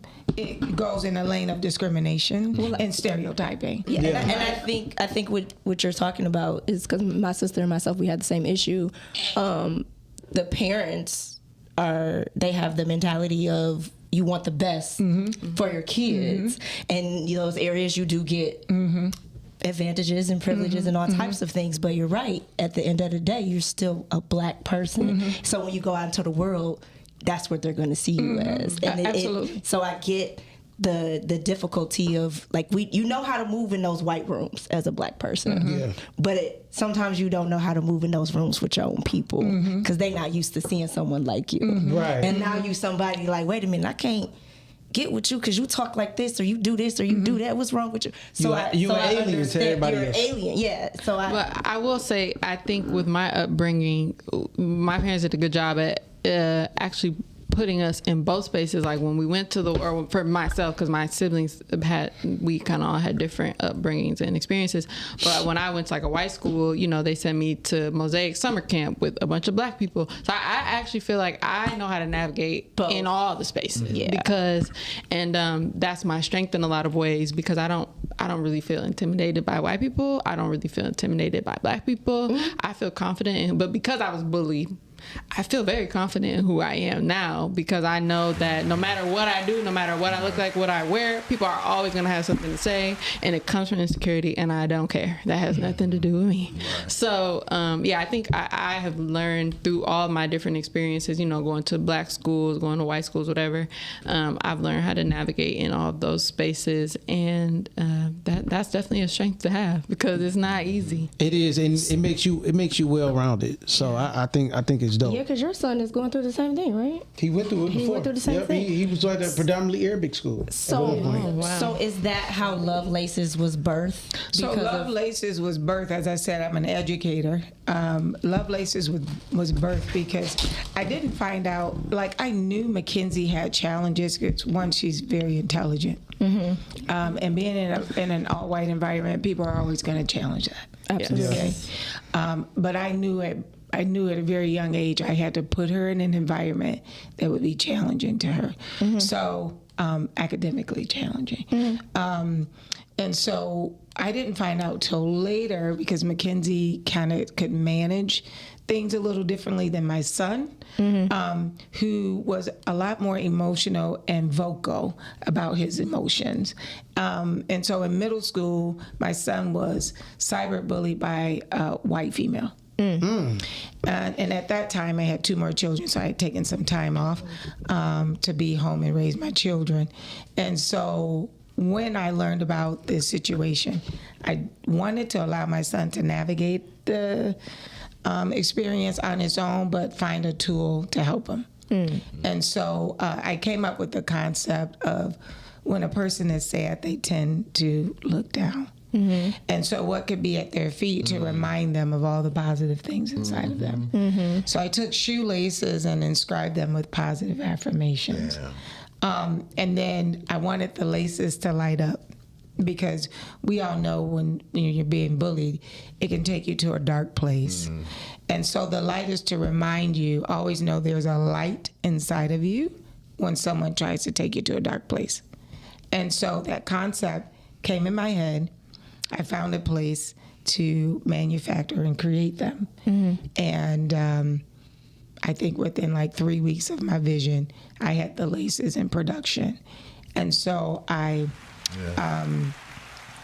had the laces launched in Grosse Pointe schools where the incident happened. They launched the laces and we premiered Oprah Winfrey's movie, A Wrinkle in Time, which was, again, about a black girl in an all-white school who lost her parent, and then she started to, she was being bullied, and she became the bully. Okay. And so I launched that movie, and then it just kind of took off from there. So it was all about the laces in the beginning, and we just started doing community walks. But then from the walks, there were conversations. And we learned that people were really in pain. Yes. There were adults who talked about their bullied experience when they were kids. And so then I knew at that moment we had to create some programming to get people in a healing space. And so we started doing programs around social emotional learning. And so we do a community walk every year just to get the people out talking, finding out who the community of people are who are being bullied or were the bullies, because bullies need help too. And then now we do programming in 4 different districts. That's dope. That's dope. Really dope. That's accountability. Yeah. But that's what you had mentioned, and I was going to add that because sometimes when you were talking about the little girl, and the whole value thing, it made me think about some kids' parents don't put that in them. Yeah. And that's where I think some of it starts. Well, I think most of it does start from home. Sometimes bullying does start from home. Well, that's what I was about to say. Sometimes the kids are dealing with their parents that bully them and talk down to them and curse at them and call them stupid and hit them and do all types of things. So I like that you said that you noticed there were adults going through the bullying when they were kids, because they grow up and they become the big bullies, and then they bully their children, and then the kids go to school, and now we got all this problem. So it's not just for the youth, it's for the adults as well. And I love it's for that. all of them. It's for everybody. That is great. Well, because it made me think when you said that about the little girl, I thought the first thing I instantly thought was like, parents, what is she learning at home? Oh wow. Because that confidence, that boost, it should be getting built at home, but some kids are not experiencing that. They're not feeling it. They don't feel worthy at home. No, they don't. Yeah. They don't. And the young lady, her parents were going through a divorce. Okay. And So there you go. And again, being one of very few black families, they call us the Obamas in Grosse Pointe. They call us the Grosse Pointe Obamas. But being that role model, and her going through whatever she was going through, she wanted to inflict the pain that she was feeling on my son. And she said it. Yeah. Years later, she apologized. They were in high school at that time. They were having a sensitivity session, and she just happened to be the person that got partnered with my son. Wow. That's how the universe works. Yeah. And she had an opportunity to apologize and tell him why she did what she did. And so for me, and the program that we do, so we now service young people starting at 3rd grade. But bullying at you all actually starts as young as 2.5. So you do learn that in the home, right? And it's not necessarily that the parent is bullying the child. It is that the parent hasn't healed from their inner child. Pain. Yep. And so they don't know how to love and care for these young children. Absolutely. And so then they in turn act out. Right? And so for me, and my passion behind what I do is creating programming to first help parents. Yeah. Because if you can help the parents, you help the children. And going back to the exposure part, a lot of our parents have not been exposed. Yeah. That is the absolute Okay. truth. So as an educator, I took parent involvement in one of the schools I service from 20% to 75% in 1 year. Wow. Period. So, and the way that I was able to do that is when parents are already coming in, and I'm glad we're on this platform to say this for all the educators out there. Parents are already coming in with a perception that we think as educators we're better than that. Absolutely. In certain communities. And so when I was able to identify with a lot of the parents as a mom, not as a teacher, but as a mom. As a mom. Yeah. It helped to create the conversation. And then in creating the conversation, you can't ask a community of folks that are illiterate to come in and read to their kids, because they're going to find every excuse in the world not to do it. Yep. Okay. So, girl, do you play? Oh, no. You play spades. Yep. Can you come and teach the kids during lunch? Like, you meet them where they are. Yes. To get them comfortable, and then bring them in, and then you start to slowly. And why can't we? And they do don't that? even know that that's even happening. They don't even know that it's happening. But why, as a people, and this is in our own community. It's in our community. Why can't we do that? Because we have all these perceptions. Where's old boy at? We have all these perceptions. That's true. No, you're who right. we are as a people, right? Yeah. Before the parent even walk in, we label everybody the same. Yep. We don't give them the opportunity. And so who misses out in the end? Our children. Yep. Absolutely. Do you teach how to break generational curses? Like at all? Like, do you know when you talk? She said she heals. Well, yeah, I know, but like the healing part. Well, and it is part of the healing part. We gotta wrap it up. So, that is part of the healing part, right? When we talk about generational curses, it's not. I like to remove the word curses. Okay. Yeah. Because it's just practice. It's habits. Right. And it just goes It's from habits. generation to generation. And so if you haven't identified it, right?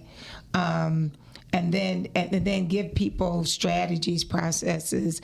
First, just get them to a place of healing, understanding that whatever that generational, let's use incest as not incest, but molestation. Okay.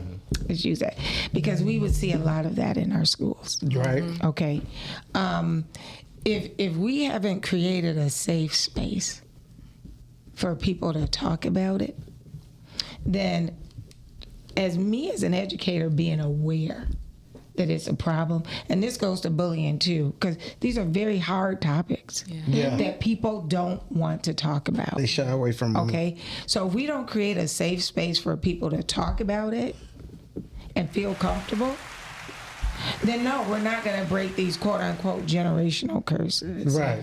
Because if you can say, girl, well, listen, yeah, I had a cousin that touched me, but I didn't know that was molestation. I didn't know. I just thought that's you got to be able to have those authentic conversations and be vulnerable. Yeah, I agree. Because a lot of people grow up in very toxic environments and then think that that's the norm. They think it's the norm. So I'm glad to hear that you are showing them like, hey, look, that's not okay. But I'm glad you're able to speak about it, and just showing them like, hey, look, if this happened to your kid, you need to make sure you tell them what they need to do next. They need to alert you. They need to do this or that. So I'm glad to hear that, because a lot of people think that a lot of stuff that happened to them, they get so used to it. It's like it's nothing to them, and they think that the next person is going to handle it the same way they did, and it's not like that. Or make it okay when it happens to their child, and then that's when it becomes, and so,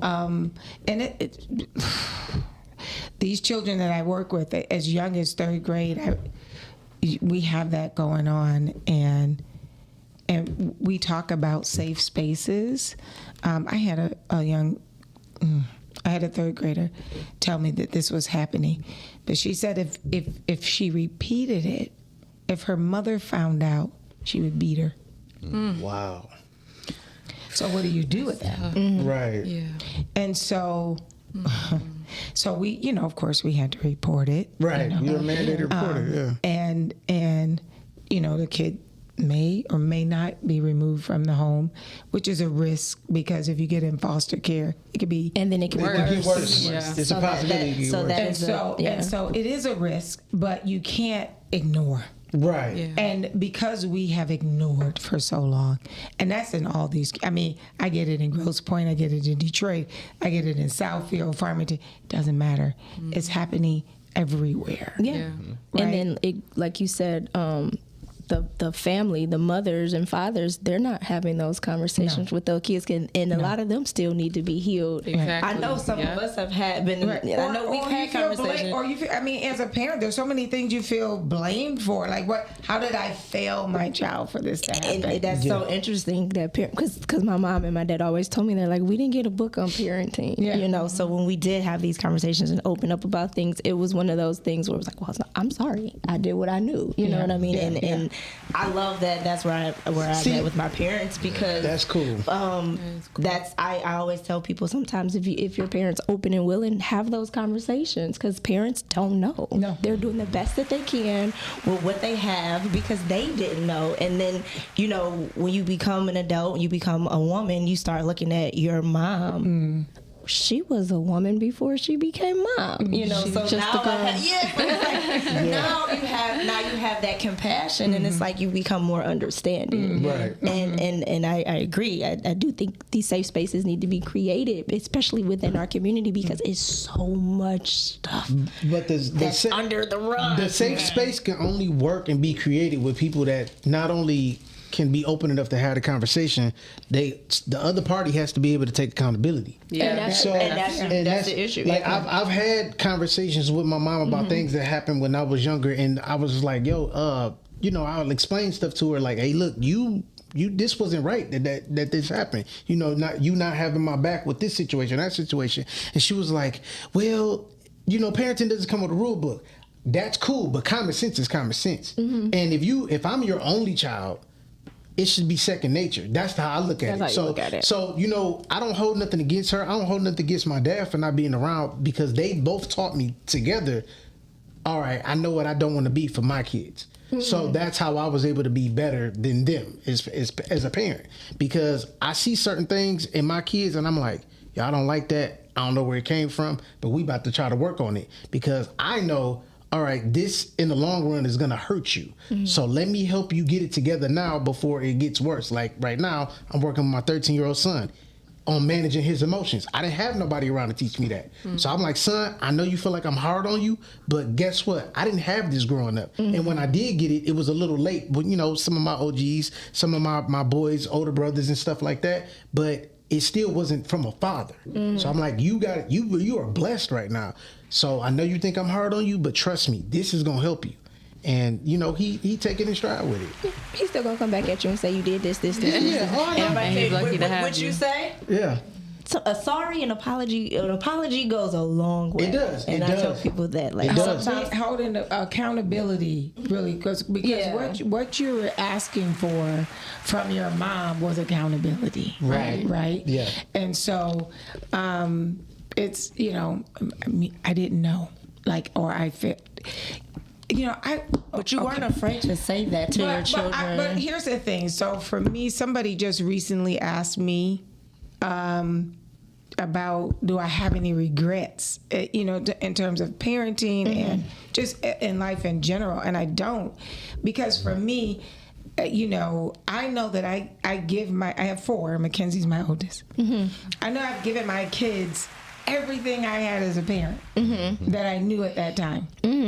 Of bringing them up, right? But I know that each one of my kids got a different part of me. Because Mackenzie had a different mom than my youngest daughter.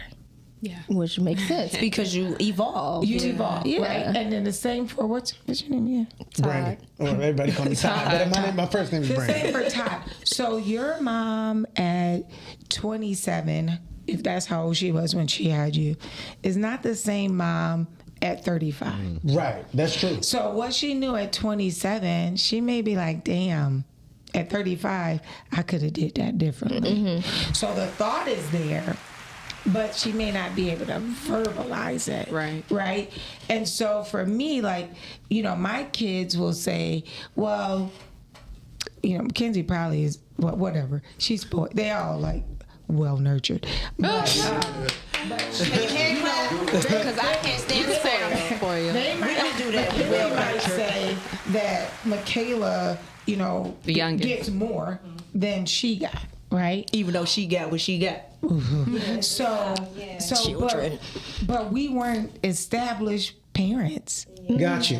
At 28, you evolve, and at 54, like, if you know, that's like you evolve. Yeah. So it's not about being spoiled. It's every kid gets a different parent, because we're at different levels, different understandings in our life. Yeah. And so there's a healing process that has to happen with parents and children to have those, again, going back to accountability and having those authentic conversations about where I was at that time and where I am now. And if I knew then what I know now, then maybe some of those things would not have happened. Because maybe as a parent, I was so focused on working and making sure you had this, that I missed this. Right. And so this will help me circle back to one of the things I say to parents with Lovelaces is, if you take 15 minutes a day, that's it.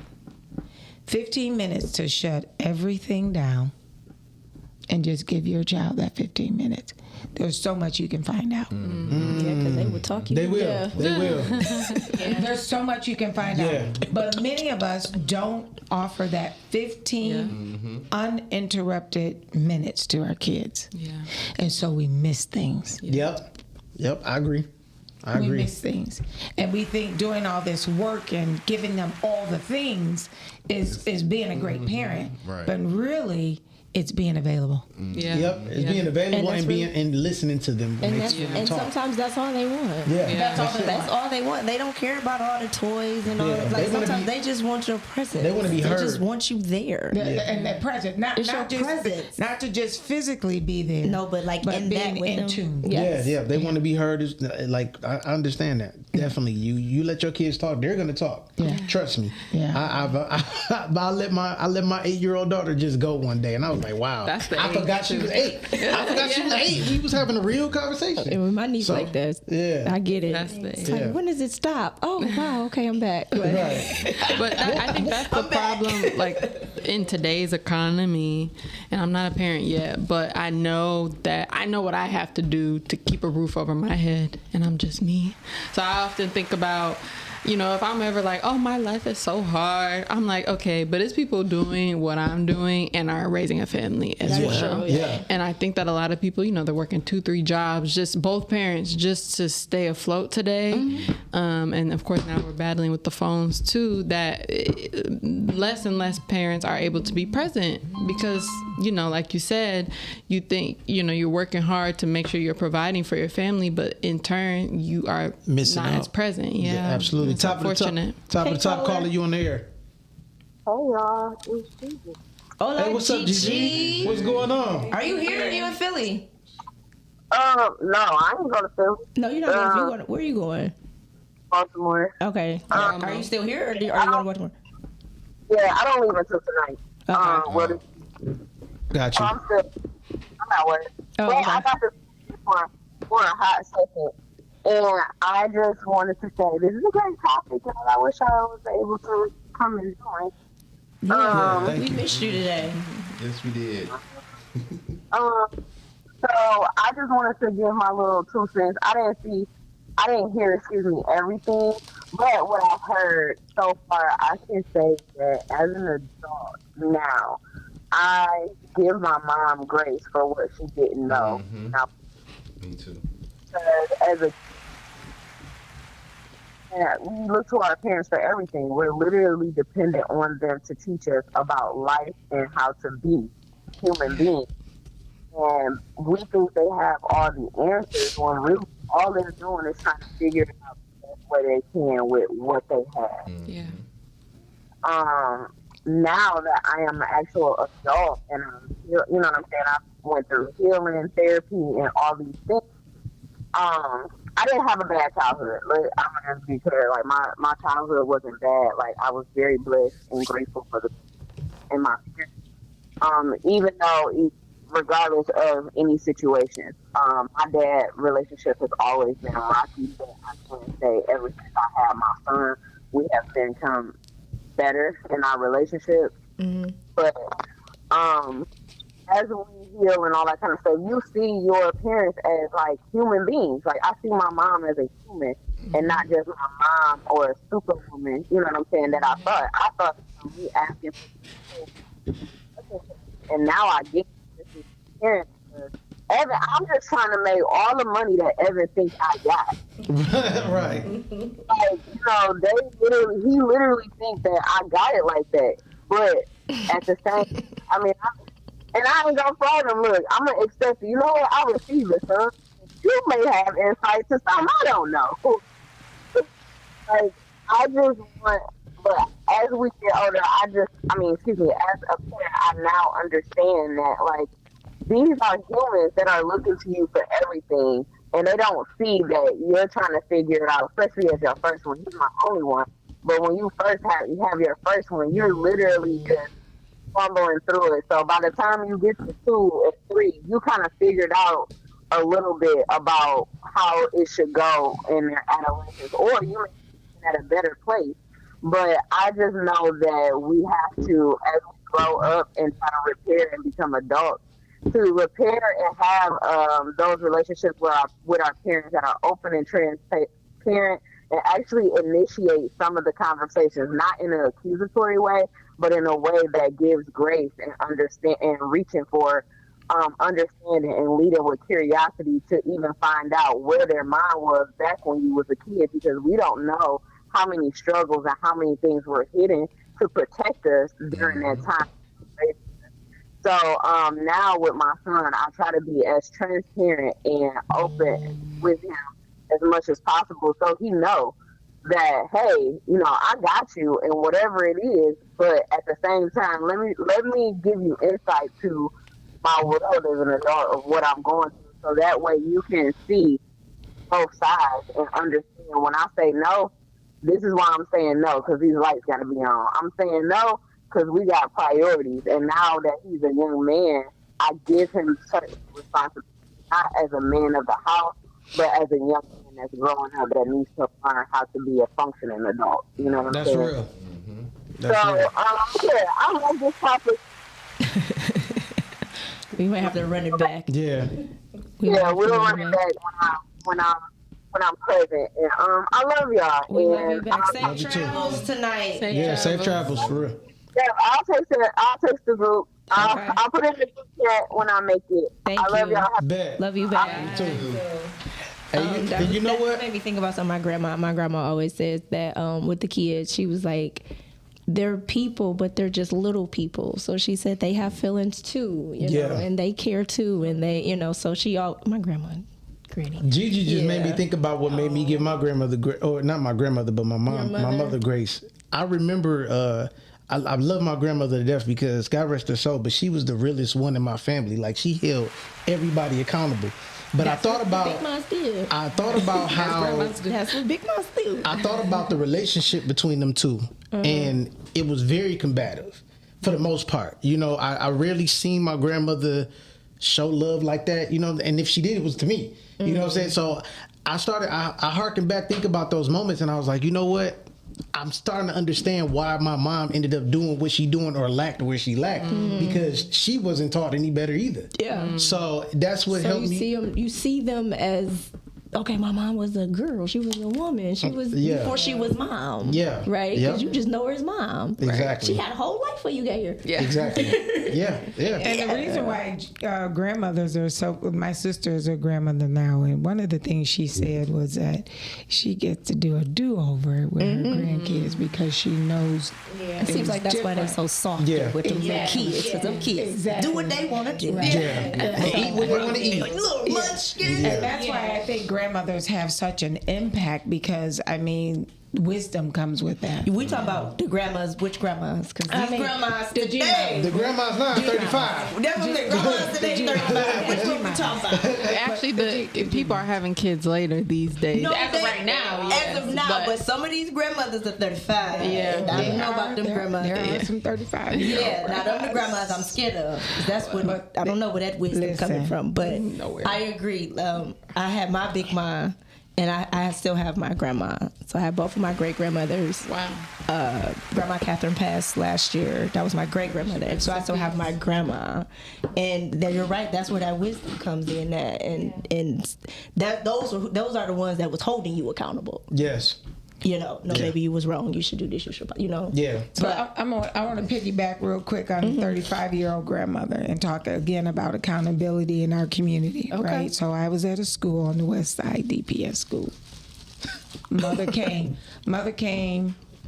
with the daughter and the aunties to fight a kid. Oh God! See, not the kid. Not the kid. To fight a kid. Okay, but let me tell you guys what happened. So when we talk about accountability, that's crazy. When there was a football game getting ready to start, and so they were trying to move the kids off the school property so that they could make space for the people who were coming to the football game. So it was clearly a fight about to happen. I left from teaching a session with the kids, getting ready to get in my car, saw what was happening, right? So one of the staff members that was a part of the athletic department, he saw what I saw too. He said to that group of folks that were getting ready to fight, take that shit off property. Okay? So, because he didn't want to be bothered. So they went in the street, off the school property, and getting ready to fight. I said, wow, okay. So I took my car, drove up to the street where the fight was getting ready to take place. The girls, started getting ready to fight. I get out of my car. Probably wasn't the best. I don't carry a gun, knife, anything. I was like about that. to say, you a brave probably one. wasn't the best thing to do. But I got out of my car and I'm like, I can guarantee y'all fighting over a boy. And yeah. And it was. Lord. Yep. And it was. Nappy head little boy. And the girl beat the other girl up the week before. So the mama was coming to beat the girl up. But I looked at the mom and she's like, oh no, I fight for mine, or I kill for mine, or I beat this little, Yeah. And so I looked at her, I protect mine. And I said, well, let me ask you a question, Mom. You were getting ready to fight a minor. And if somebody call the police, guess where you going? To jail. How you gonna be I don't care. I'm gonna fight for mine because ain't nobody going. I said, okay, well, you fight for yours. But you gonna be in jail while she out here getting whooped up by her auntie and mama, and you in jail. So who's protecting her? Right. Well, y'all ain't doing it because y'all. I said, ma'am, I don't work here. I'm a parent like you. Right. She was like, well, somebody better do something. I said, I'll advocate for you. Mm-hmm. We will make a meeting with the schools tomorrow, and I'll advocate for it. Well, you better. I said, okay, I will. I gave her my number. Good. And I called the principal the next day, and there was a meeting that happened with the parents. Mm-hmm. The girl one of them got transferred to another school. Mm-hmm. But again, accountability, y'all. Yes. Yeah. And we can't dismiss our people. No. When you see them fighting in the street like somebody that, got to do something. Somebody has to do something. But we're all right now in today's society. That's not my problem. Yeah. Yeah. That's what we say. That's Our true. response is, that's not my problem. I'm not getting no That's not my business. That's their problem over there. We gonna go over we here. We can't afford to do that with our people. I agree. But And that's then what we're doing. It's also that division too, where it's like, well, shoot, we ain't like them. They ghetto, you know. It's like, shoot, we too classy for that. You know what I'm saying? We got that going on there. That's them. Yeah, we don't do that. Yeah, right. And them the niggas, we black. Yeah, right. and you know I have a bad case. I jokingly, though. I do it jokingly, but that is an issue as well. I definitely You're here, right? You said you're here in Michigan. I know you're here. Yeah. Okay, I was cool. on vacation. Because I want you to come back. Definitely. We want to bring this back. You know what I'm saying? It's really dope. Really dope. I know this morning. Don't judge us about what happened this morning. I like those kind of She ain't been for no reason. I just went. You just wasn't expecting. No, but I would definitely want to have you guys come back.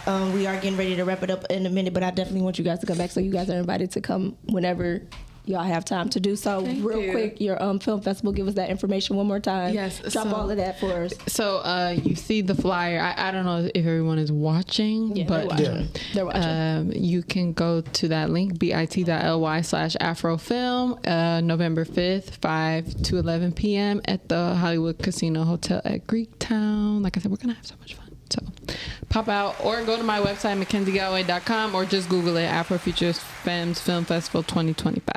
See y'all there. And it's very affordable. It is. And Single you get digits. 2 for 1. Two for one, yes. You get 2 for 1, single digit tickets, trying to make it accessible. And we're actually going to do a giveaway because somebody so graciously purchased some tickets to help sponsor some people. So look out for that on my Instagram, Conscious Creations C as in cat.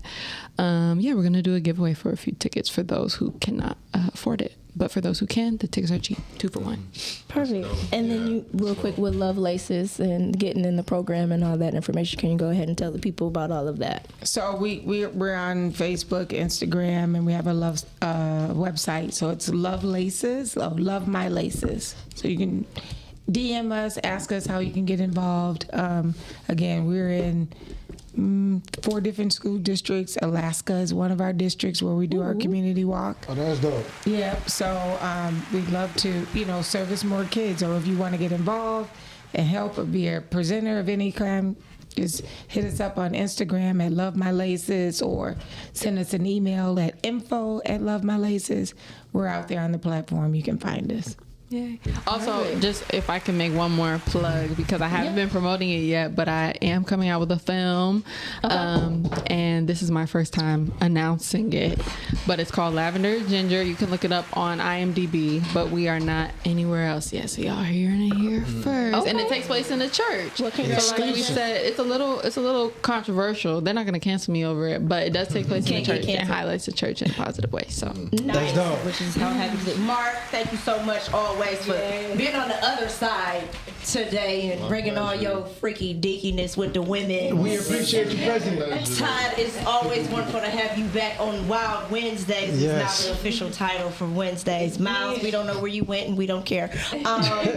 Shetty, always on the ones and twos, bringing us to you. I am your girl, Brittany Chanel. Y'all have been tapped into the Rise and Grind Morning Show. Make sure y'all tap in tomorrow. It's going to be another dope, crazy show as always. Y'all be safe. What did she say? Yes, Gigi. We bringing them back. Yes. We're going to bring them back. We're going to get the information. We're definitely going to have them come back. Thank you. Because Gigi has some things that she has going on and that she does work with the kids as well. So, all right, y'all. We're going to get up out of here. Stay safe, be blessed, and stay black. Indeed. Bye, everybody. Thank you. Bye, guys. Rise and grind. Morning show at 9:15 a.m. Monday through Friday. Great conversation, guest appearances. 'Cause you